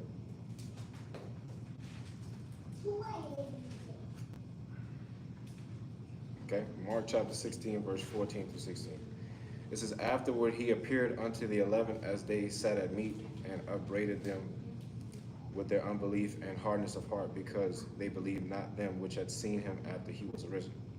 And he said unto them, go into all the world and preach the gospel to every creature. To who? To every creature. He that believeth is baptized, he that believeth and is baptized shall be saved, but he that believeth not shall be damned. I mean, trying to get out of there. What he was asking, is that what he asking? Everybody. That every creature can be saved. Yeah, they're baptized, right? And believe. So, if a brother come in here with a non-Israelite wife, and she is baptized and believe, she is a creature, right? And every time, every place we look up creature, it's a walk of man, you know, as everybody knows. They could be saved. So that's why I say I cannot tell their brother you can't marry that sister or be with that sister. Or I cannot not teach other creatures, nations, whatever y'all call it, this gospel. That's how I see it. I understand. Now maybe y'all could make it another way for me. I can see it another way. That's the way I see it. Well, I think Sister Paul, I don't think she got a chance to answer. Or Support, Sister Support, you didn't get the chance to respond? Oh, you said that, the scripture said that, it said that pastor cannot get it. Yeah, it says that, but what is a bastard? And she gave us, she was consistent with Brianna, gave the definition of a bastard. That was what? What's the definition? You pulled up the definition, right? A child that's born from an Israelite man and a non-Israelite woman, and then vice versa. So they can't enter the covenant. Hold on. Solomon's mama wasn't an Israelite though. He was king. So you said a bastard is a person that's born of an Israelite man and a non-Israelite woman, right? Or vice versa. So King Solomon's mama was a heathen, right?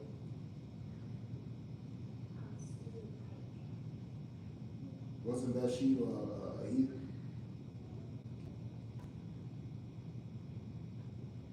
She was an adulteress. She was definitely an adulteress. I mean, well, yeah, we know that. But she was an adulteress. So, I mean, she was heavy in sin. One of the major ones. Like, I wouldn't dispute you on that one. But the question is, wasn't she a non-Israelite woman?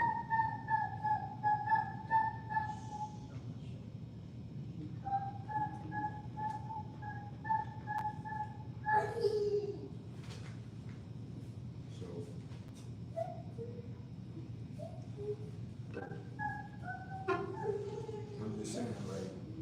was a non-Israelite woman, you know, Solomon shouldn't even be like a thing at all. He shouldn't even be able to take the throne. His older brother should have been able to take that throne.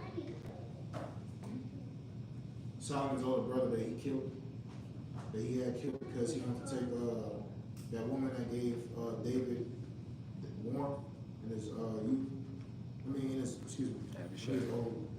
When he was old. You don't remember that? His older brother should have been able to kill the king. Yeah, Adonai, and not Solomon. Am I losing y'all? Well, what you're saying is basically that if Deuteronomy 23 says a bastard can't enter into the congregation, you're saying how can Solomon be king of the congregation being a bastard? Okay. Yeah. If that's what the definition is. Exactly. You pulled that definition up, Sister Naomi? It says that? I've said it. All right. It says that. So now how would you respond to that, Sister Nama, being that King Solomon? Well, I guess that's the thing. I didn't know Bathsheba was, like you said Bathsheba was a, Well, Bathsheba, her name literally means daughter of Sheba. So Bat is daughter, and Sheba is, a descendant of Abraham. Let's just use a better example. A person who you know is a child of an Israelite father and a heathen mother. Joseph's two sons, Ephraim and Manasseh. All right, their mom was Asenah. You really can't use them. Let me not use them. Let's use Moses. Okay, his wife Zipporah, she's a Midianite. His son is Gershom. Gershom is in the congregation because he does some of the duties of the tabernacle of the congregation. Right? Somebody could ask you the question: how do you reconcile Deuteronomy 23 with the fact that you have multiple individuals in Israel who are in the congregation who we know have heathen mothers, and yet they still live?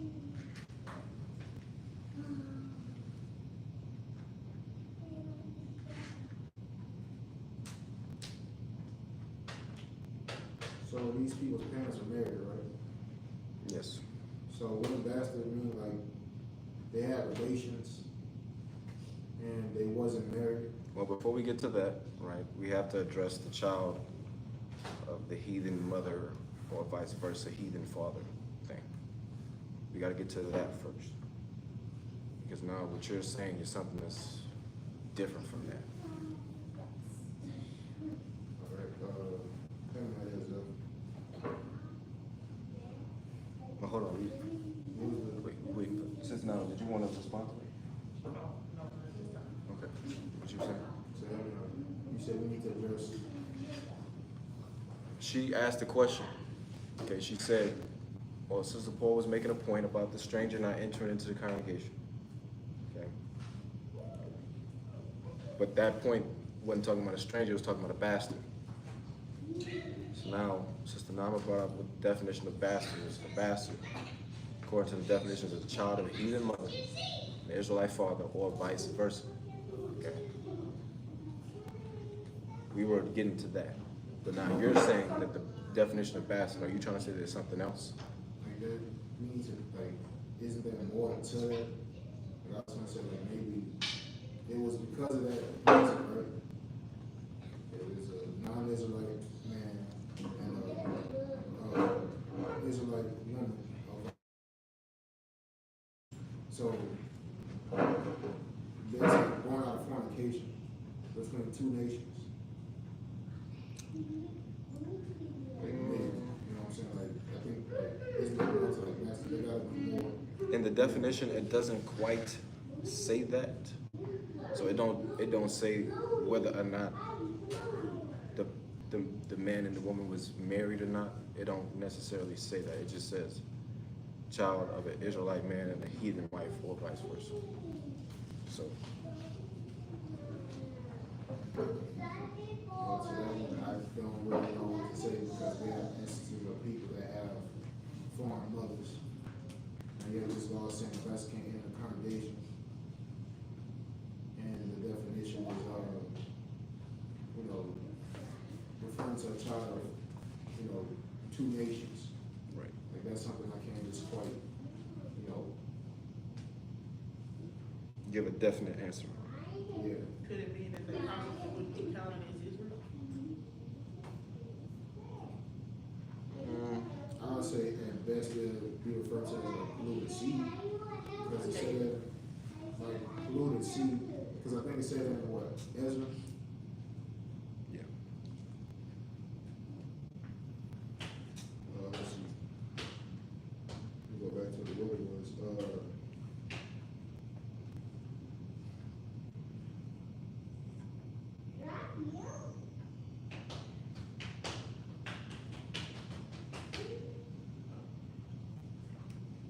Yeah, I think it's in chapter 9. Let's see.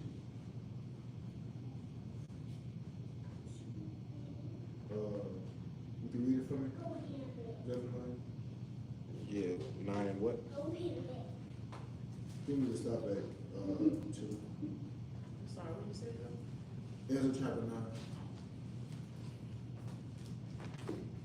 Okay, so in chapter 9, verse 2, it says, "For they have taken of their daughters for themselves and for their sons, so that the holy seed have mingled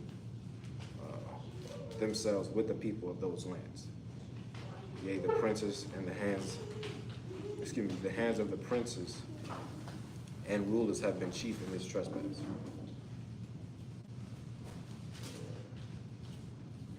I don't know if that's exactly the one that I wanted, but I could have swore it said, You're talking about where it says the holy seed is mixed. yeah. That's in second. That's in verses, but that's the same thing as this. Yeah. So, That's the same exact thing.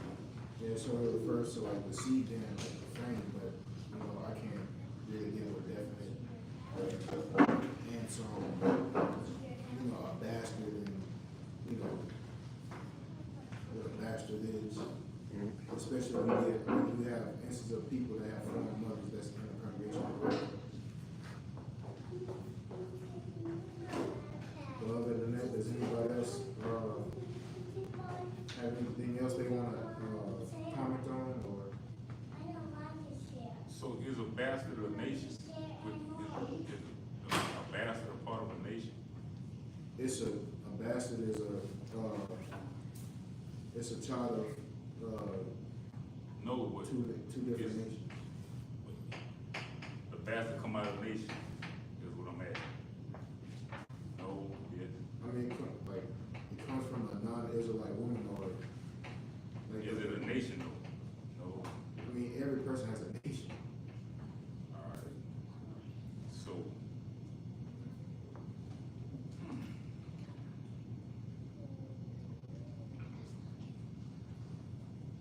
Matthew 28, start at 18 to 20 for me then.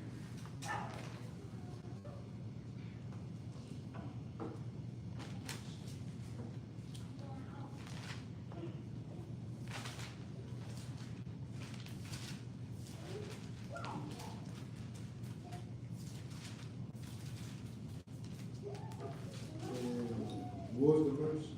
18 to 20. Matthew 28. Yep. And Jesus came and spake unto them, saying, All power is given unto me in heaven and in earth. Go ye therefore and teach all nations, baptizing them in the name of the Holy Ghost, teaching them to observe all things whatsoever I have commanded you.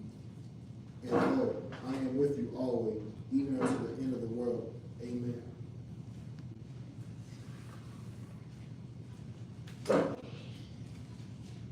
So, like, everybody got a chance at salvation, even, heathens. So, I see all, yeah, I see that word all. yeah, only if they, have faith and do execute the law and have faith in Christ. So wouldn't that also meant that this is like basically making that part of the law like just null and void? That's what I see. So apparently, So that still would say that they can interracial marriage then? Well, I see all that's non-void anymore. Because when we come across that slave ship, we got bred all kind of ways.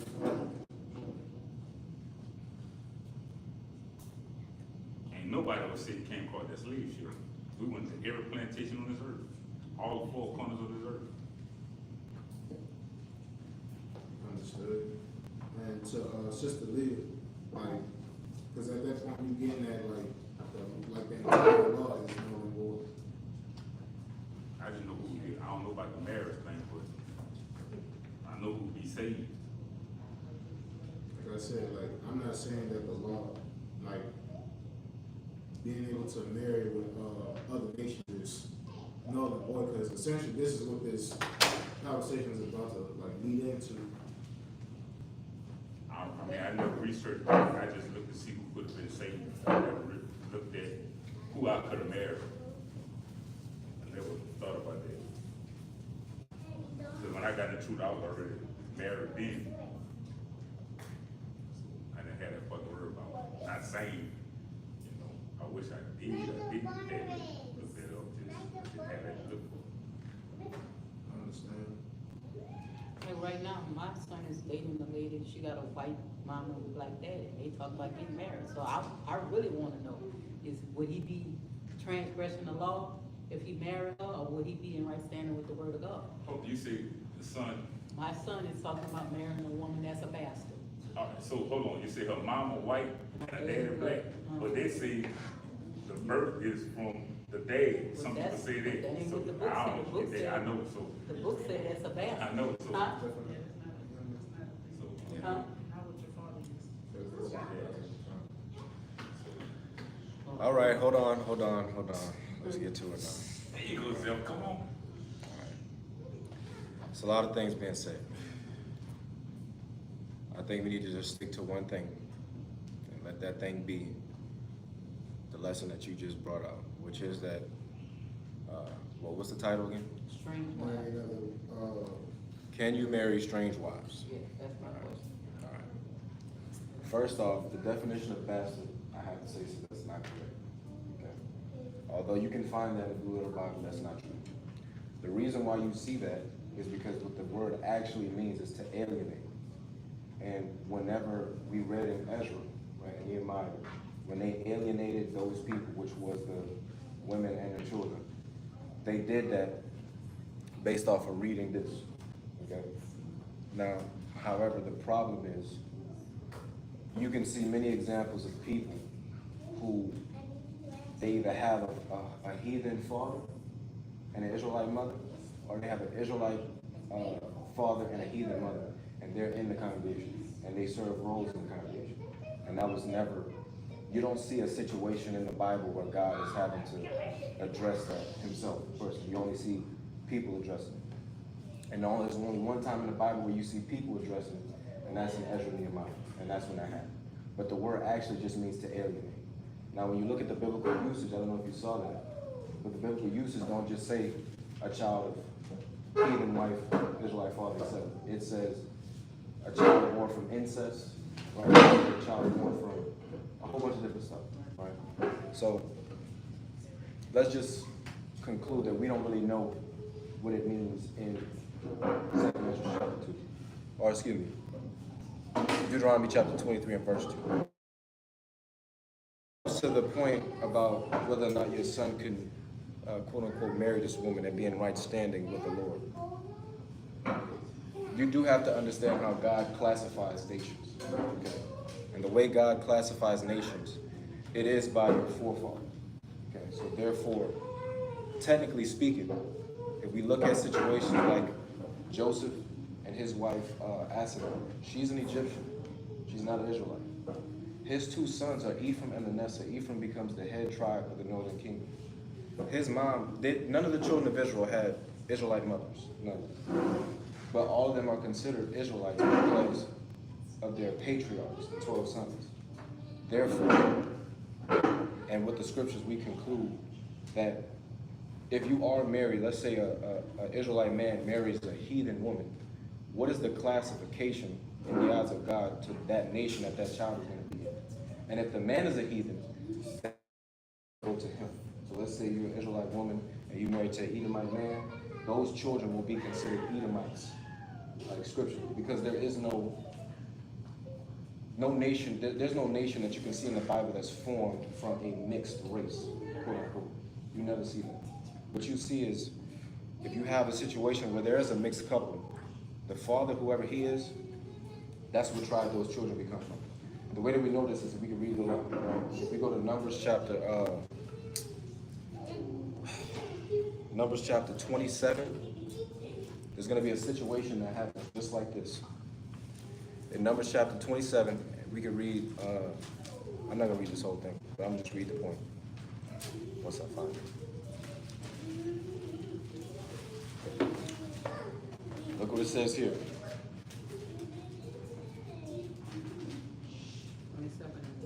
We're going to just start it.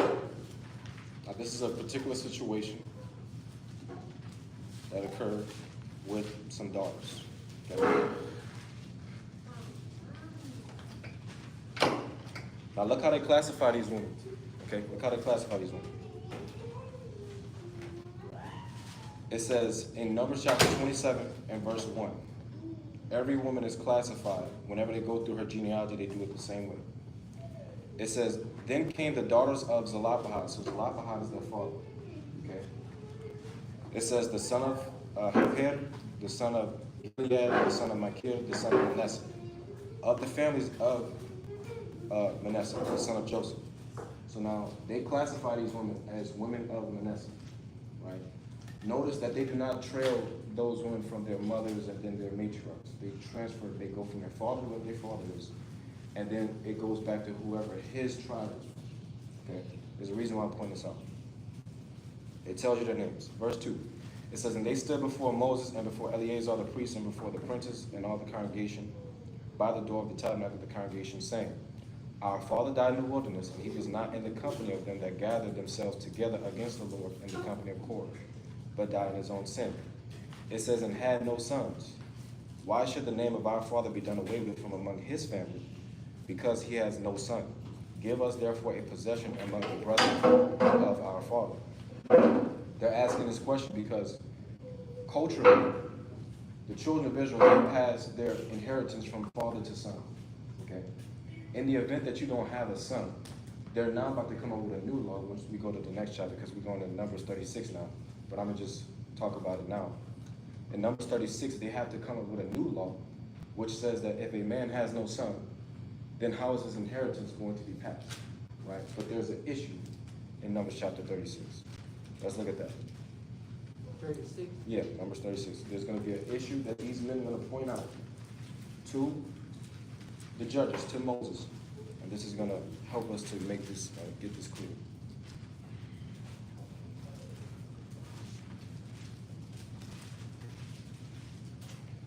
In Numbers chapter 36, it says here in verse 1, it says, and the chief fathers of the families of the children of Gilead, the son of Machir, the son of Manasseh, of the families of the sons of Joseph, came near and spake before Moses and before the princes, the chief fathers of the children of Israel. So now they're talking to the men. Okay? And they said, the Lord commanded my Lord to give the land for an inheritance by lot to the children of Israel.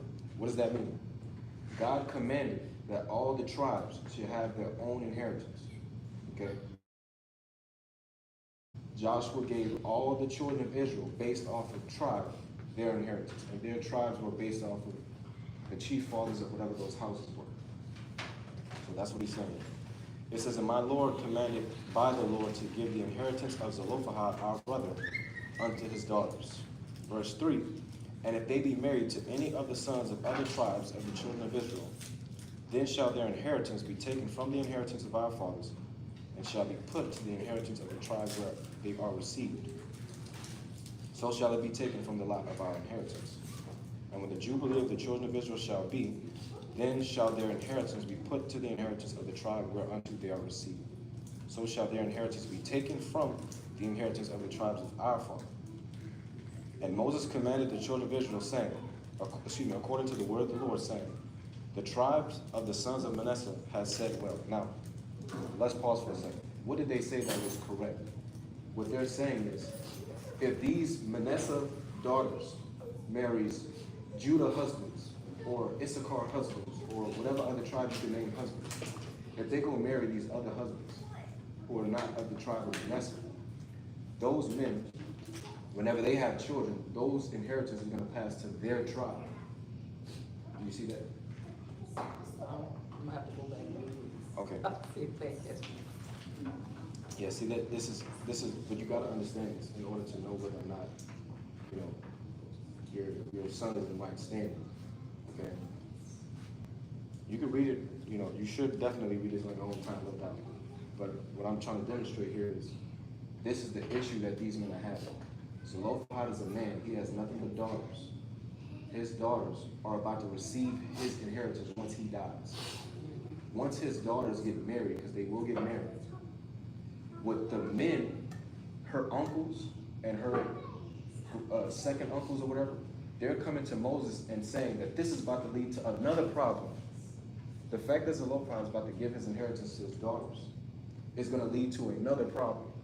And this other problem is, if they marry men from other tribes, that inheritance, which is for Manasseh, because God tells us in the law in Deuteronomy 23, and I think it's verse 15, not to remove your neighbor's landmark. But when you say other tribes, that's still Israel. That's not outside of the nation of Israel. Right, but I'm pointing that out to lead to another point. This is why I'm going from here to the next thing. Most of these things you have to kind of put these things together. The reason why I'm saying it is because this is not just how people look at tribes. This is also how people look at nations. That's the reason I'm bringing this up. But I'm looking at it even from within us.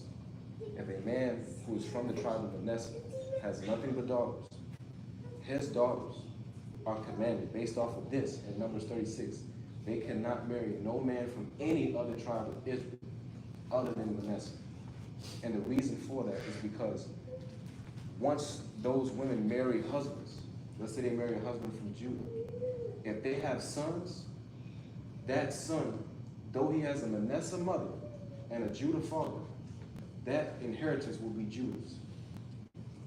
That's the point that they're making here. And what they're saying is, if they marry Judah husbands, that land will no longer be for Manasseh anymore.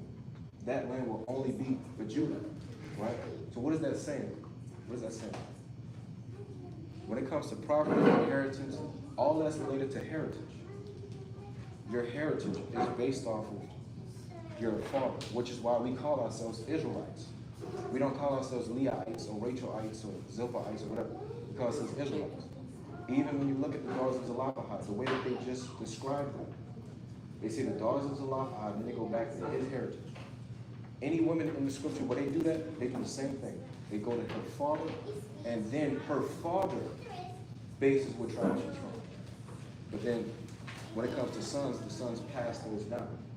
Right? So, this is all throughout the scripture. I just want to give you this example, because that's dealing with just us.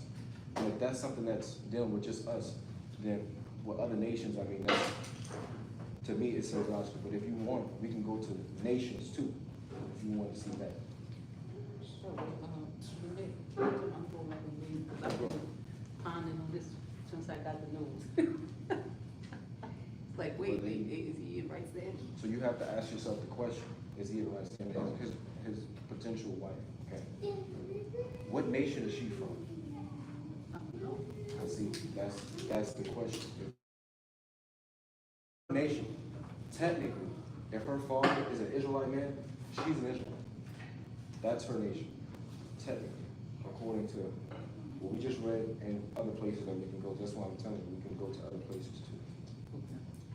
But technically speaking, just because you have two parents of two different nations, that don't make you not a nation anymore. Because that's what we'd be saying. We'd be saying that this person is like a... Well, I guess I was always going, like the Sister Ma'am was saying, it was a bastard child because the father was Israel and the mom was Israel. Right. So, I mean, I just said, well, okay, it's a bastard child, so. But let me, so this is where, that's fine, let's say that that's correct. Once you make a conclusion about something, you then have to answer questions based off that same logic. And by that same logic, every one of the children of Israel, the sons of the 12, it's not just Joseph's sons, Judah's sons, Simeon's sons, Levi's sons, all of the sons of Israel, there is no Israelite woman for them to marry, right, during that time, because they only have Dinah. There's no Israelite woman to marry. So who do they get with to have children, right? Now somebody can say, well, that's the sons. You can't use that as an example. They started the nation. Well, then when we go to other parts of the Bible, we see examples like Moses. He has Zipporah as a wife. Zipporah is not an Israelite. She's a Midianite. Zipporah. Did he have any kids with her? Yes, Gershom. Gershom. His son is literally named. His name means to be a son of a strange land. Gershom. That's what, remember when we were talking about the whole stranger thing, one of the Hebrew words for stranger is ger. So ger and Gershom means to be a son of a stranger or a son of a strange land. He had two sons with her. That's the one that he forgot to circumcise and God was about to kill him. This son has an office in building the tabernacle of the congregation that God sanctified and put his name in. The pillar of smoke by night, the pillar of smoke by day and the pillar of fire by night, it's on the tabernacle of the congregation. His son helps build that. Somebody could easily ask you the question, if bastard means a son or daughter of a non-Israelite woman and an Israelite father, or even vice versa, in Leviticus 24, you have the son of an Egyptian and an Israelite woman. So that means, technically, he's not an Israelite, but his mom is an Israelite. But notice what they call him. They don't call him a man of Israel in Leviticus 24. They say a son of an Egyptian man and an Israelite mother. Matter of fact, let's look at that right quick, just to prove that. That's in Leviticus 24. It's a great example to show you. Yes.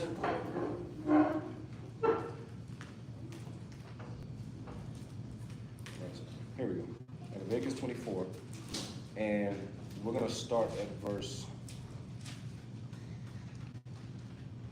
Let's see, we're going to start at 9. No, 10.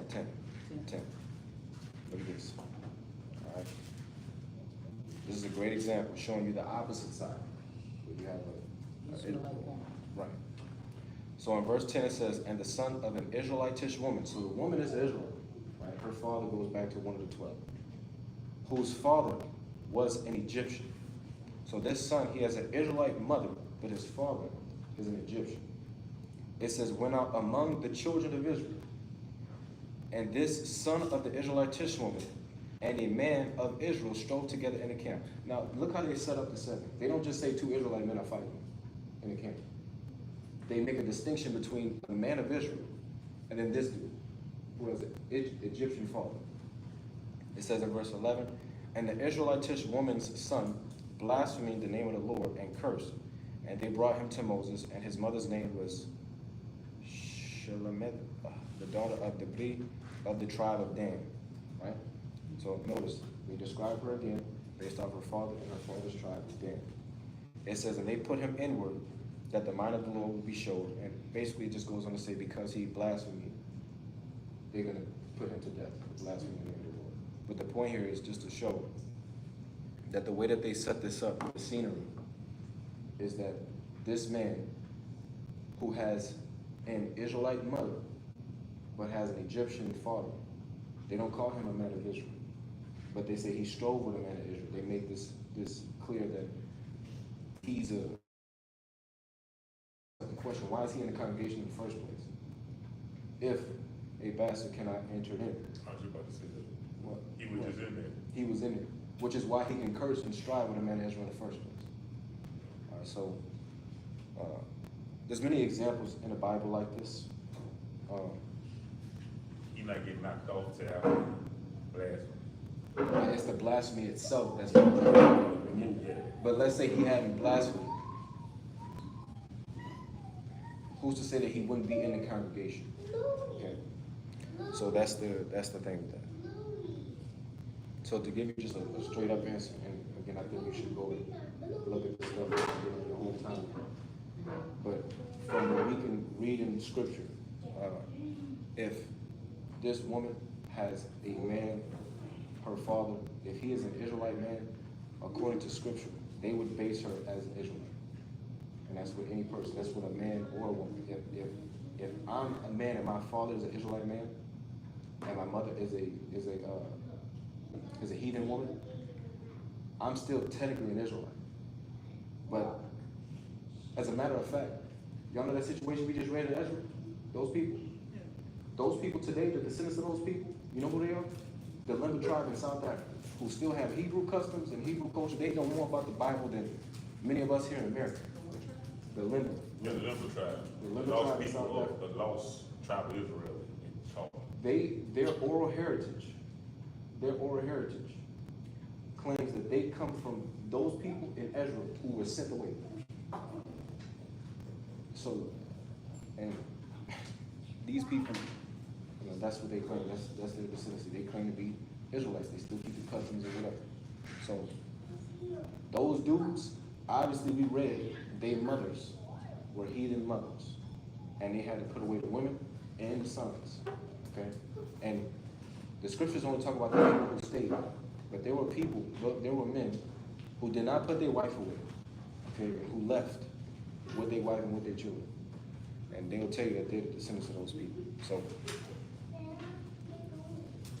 I thought They they had to tested put them their away blood, to too. put to death. The white people went away, then they tested their blood and found they went way back to. So, the Kohen, the Jewish people said that. So, this one that we just read, like you said, you know, the massacre in the congregation with that, but is this still two different things as far as sitting in the camp and the congregation? Well, the camp is the yeah, congregation. the camp is I thought that, congregation. okay, so not specifically like in the tabernacle, but just in the midst of the camp, period. No. See, when it says congregation, right? When it says congregation, what are you meaning to say when it says Well, congregation? that's what I'm saying. In my mind, I was thinking it was like the tabernacle, you know, the tabernacle, like where we would gather for a Sabbath or something. Yeah. Okay, so those two things are different. So yeah, So the now, tabernacle would be. the tabernacle, you can't even go in as an Israelite. Even if you're a full-blooded Israelite, you can't even go in the tabernacle. There's only one group of people. It's not even the Levites. All the Levites can't go in the tabernacle. Only the Levites that come from Kohath can actually go in, and even they can't even touch nothing in the tabernacle. Only the priests can touch things in the tabernacle. And then when the priests wrap everything up in the tabernacle, they can then hand it to the Kohathites. So tabernacle and just being among the children of Israel, those are two different things. So now we have to ask the question again. What is the congregation? The congregation is not the tabernacle. Right. The congregation is the people. Yeah. So based Right. on We go to what, about 5 different libraries, same congregation. Yeah, exactly. So, again, the point is, when they say in the camp is where God gives the laws. And when he gives the laws, what does he say? In Leviticus 19, it literally says, speak unto the congregation of Israel. Where are they at? They're in the camps. So that's how you know that the congregation is talking about where the people are just at. Well, okay. But does that answer that question though? Because this man, right, who has an Egyptian father and an Israelite mother, he's in there. But we don't even need to know that, right? What does it say in Numbers chapter 12 when we were begging for manna every day, and they were saying, give us the quails and the fish or whatever. We remember all that stuff in Egypt. What did he say? He said that he killed the people in the utmost parts of the camp. Who were the people in the utmost parts of the camp? That was the mixed multitude. The mixed multitude is clearly people who are not Israelites. Clearly.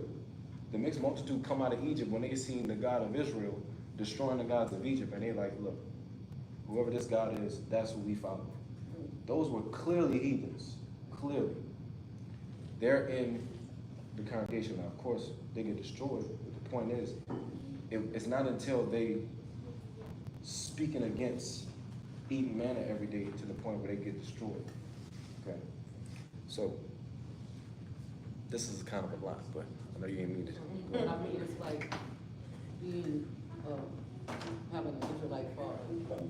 Okay, so I can, like I said, go do some more thorough No, no, you reading on need that. to, you need to. But now, that still goes back to what, Brother, gave us in the beginning. So is it permissible for them to just take a straight white? But here's the thing, right? This is the problem. This is where this whole doctrine comes from. When you can read in the Bible clearly that an Israelite man is marrying a heathen woman and the children are still considered Israelites, what that tells to a brother in his mind is, I can marry whoever I want. Okay? That's what that's doing. And that's not correct. That's why I went over the whole, in Deuteronomy 7, the way that they interpret it in 1 Kings chapter 11. Many other nations. It means any nation. The many nations mean any nation. It doesn't matter who it is. Okay? And the reason for that is simply because, again, all throughout the scriptures, people that lived in Israel and in the Middle East are very spiritual, way more spiritual than we can really imagine here in the United States, which is not a spiritual nation at all. And because of that, these nations, these women, can allure you into serving other gods. It's not just about them serving other gods, that's the thing, because brothers like to hone in on that. Well, look, if I marry her and I don't serve other gods, then I should be good. And that's not the case. About the bloodline as well, with the seed, you know. It is. It is about the bloodline. That's why you can read in Ezra where he says what? The holy seed is mixed. We didn't even get a chance to read it, but Sister brought out a great point in Tobit. Let's go to that right quick. In the book of Tobit, chapter 4. Because we're always given counsel on this.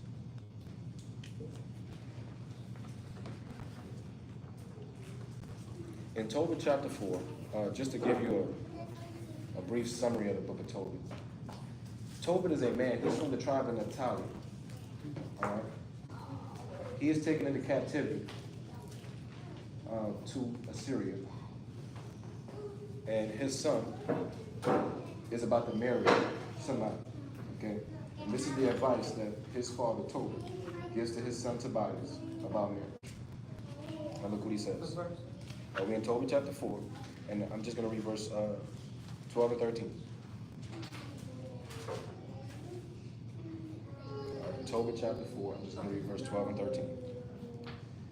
He says in chapter 12, beware of all whoredom, my son, and chiefly take a wife of the seed of thy fathers, and take not a strange woman to wife, which is not of thy father's tribe. So notice he gets specific and goes to the tribe.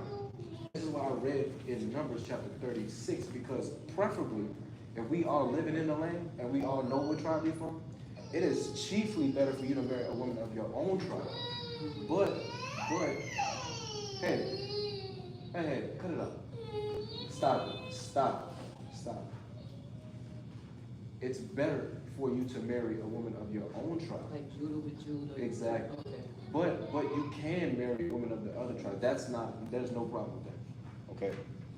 He says, chiefly take a wife of, which is not the tribe. Let me just read over again. Verse 12. Beware of all whoredom, my son, and chiefly take a wife of the seed of thy fathers, and take not a strange woman to wife, which is not of thy father's tribe. For we are children of the prophets. No, let's talk about Noah, Abraham, Isaac, and Jacob. Remember, my son, that our fathers from the beginning, even that they all married wives of their own kindred, and were blessed in their children, and their seed shall inherit the land. Right? So here, what is he telling you? If you look back at Noah, Abraham, well, we don't really know Noah's, we don't know too much about his wife. But what do we know about Abraham? Abraham married his half-sister. Isaac married his first cousin, meaning they parents are brother and sister. Jacob married his second cousins. No, they were first cousins too. So what does that mean? In our culture, it was preferred for us to marry people who we would deem to be cousins, something that is not even, that's not even something we think about now. But culturally, that's what we did. And that's what he's saying. And the best thing for you to do is to marry a woman of, the seed of your own father, right? It says in verse 13, Now therefore, my son, love thy brethren. Look what he says. He's telling a man to love his brothers. And despise not in thy heart thy brethren, the sons and daughters of thy people, and not taking a wife of them. He's telling you, when you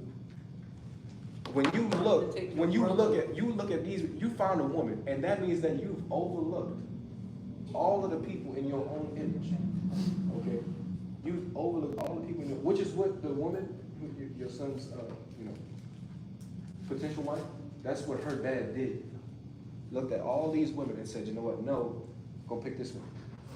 All right, it says, despise not them, and not taking a wife of them, for in pride is destruction and much trouble, and in lewdness is decay and great want, for lewdness is the mother of faith.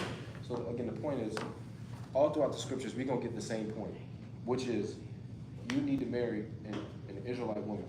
Are there examples of people who did that? Yes, we can see it all throughout the Bible.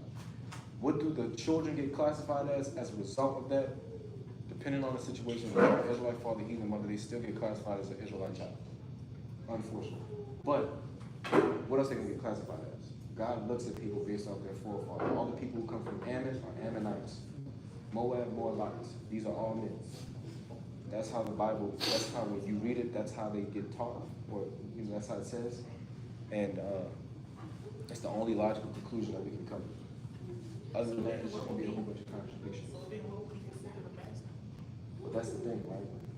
The definition of bastard is not the child of an Israelite father and a heathen mother, or vice versa. That's what they put in there. The actual definition is to alienate. That's not telling you why to alienate them. But the reason why you can see people alienate people is what in that situation in Israel. They alienated those people. They alienated Ammon and Moab, right? In Ezra, it talks about them too. We just read about the non-Israelite white family. But they also alienated everybody, period. Whoever was in the land, they alienated them. So, matter of fact, let me read that so you can see that in the scripture yourself.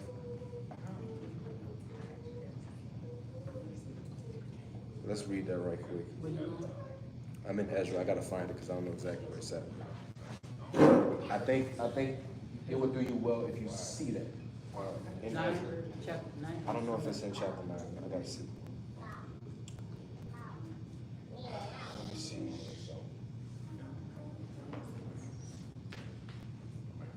might be Nehemiah.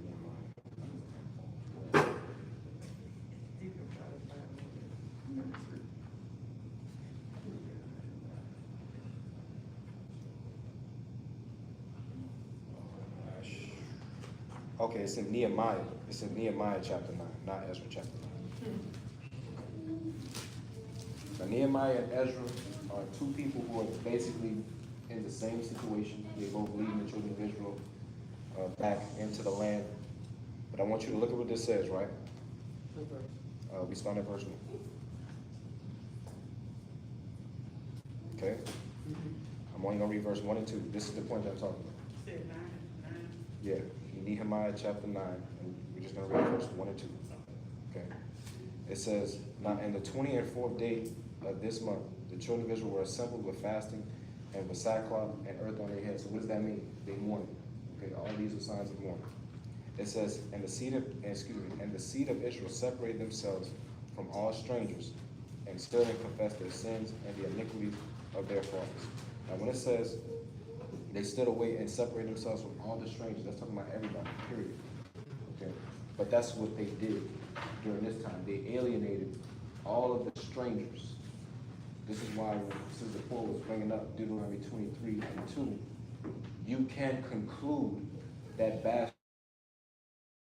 alienated all the strangers. But the thing about it is that word is only used twice in the Bible, so you can't really cross-reference it to know exactly what it means.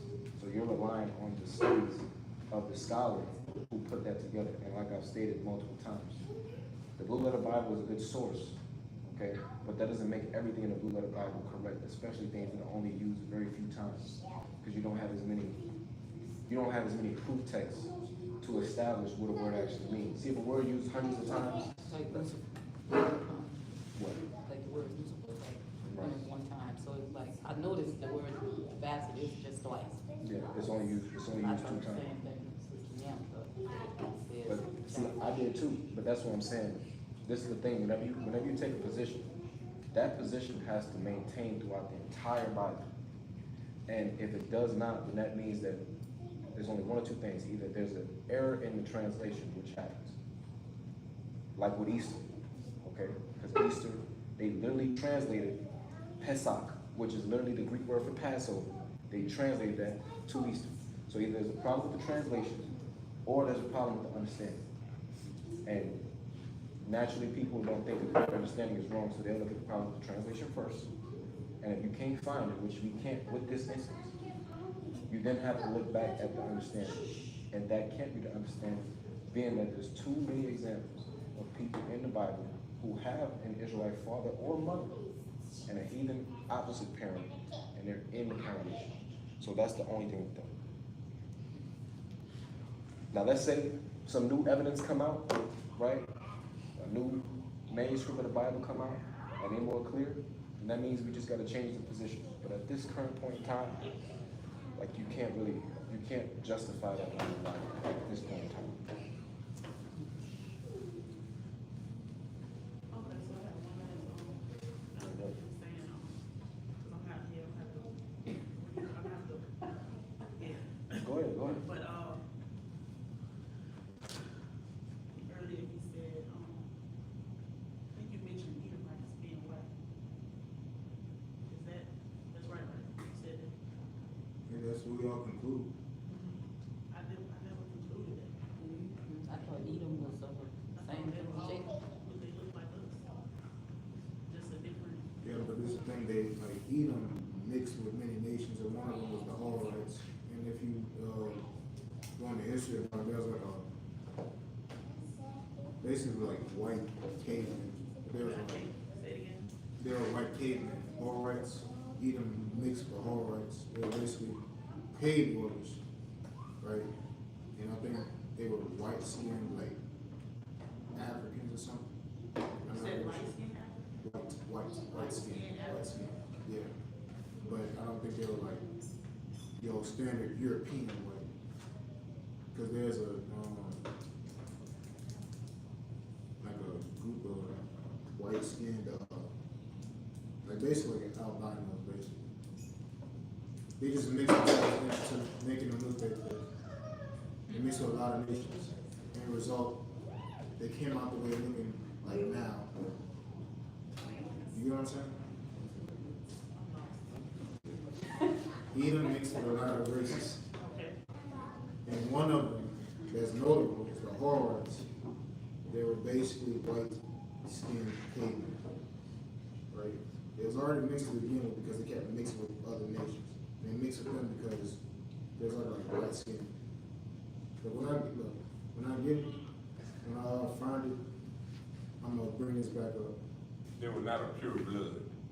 So Edom did, you saying Edom, it came from Esau, though? Yeah.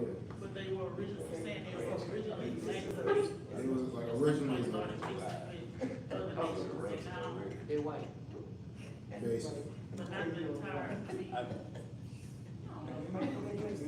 Okay, Like that's when you have to dip into like what he been doing outside of what the Bible. You have to look. That's like secular source. Like that's like secondary. You have to dig into what Edom been doing while we've been doing our thing. say that in Tennessee? You would have to look into the origins of Edom, what he been doing I ain't gonna say the word facts. outside of the Bible, which is just dealing primarily with us.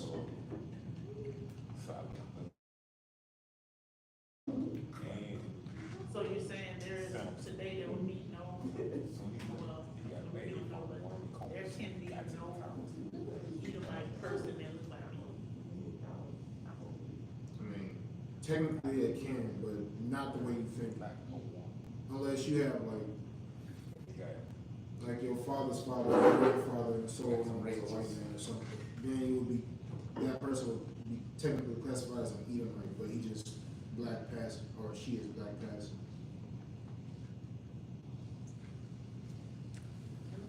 but to straight up answer your question, anybody can look like anything, especially if you mix with a whole bunch of different people.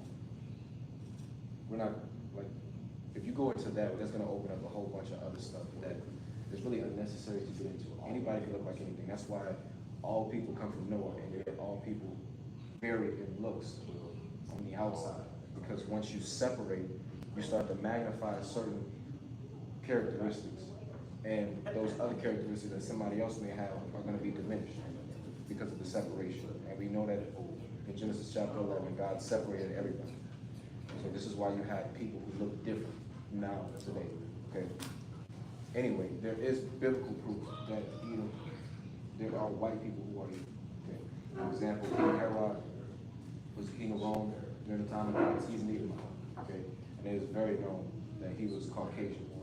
So there is evidence of that. And what Gabe is saying is that you have to then look at secular sources outside of the Bible, because the Bible is dealing with the children of Israel.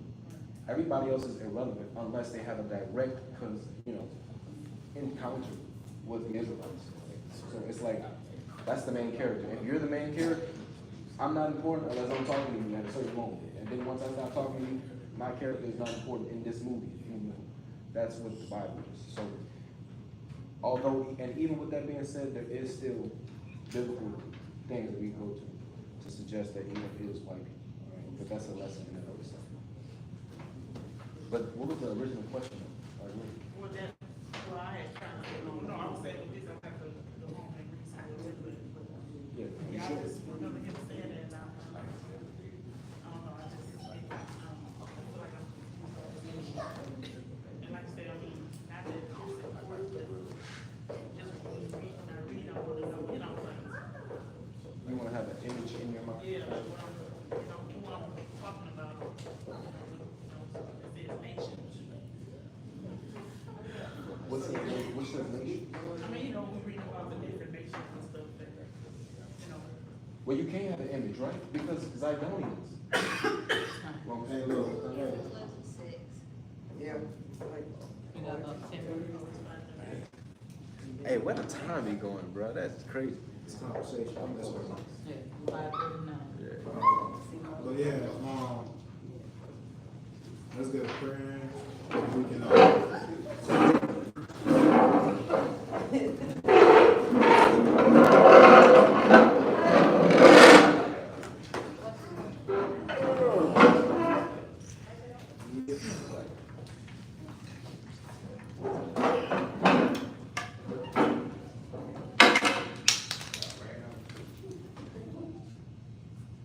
Father, thank you for gathering us today on your holy Sabbath, Father. This is an interesting lesson. We went over and we covered. I ask that you please protect us throughout our weeks and let no harm come to us. Let us fall not to no illness, no diseases, Father. Help us, give us the ability to reach out to more of our people, Father, and plant that seed, and you do the rest, Father.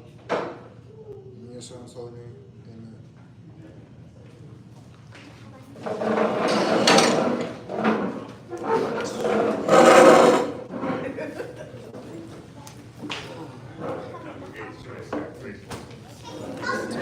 Turn.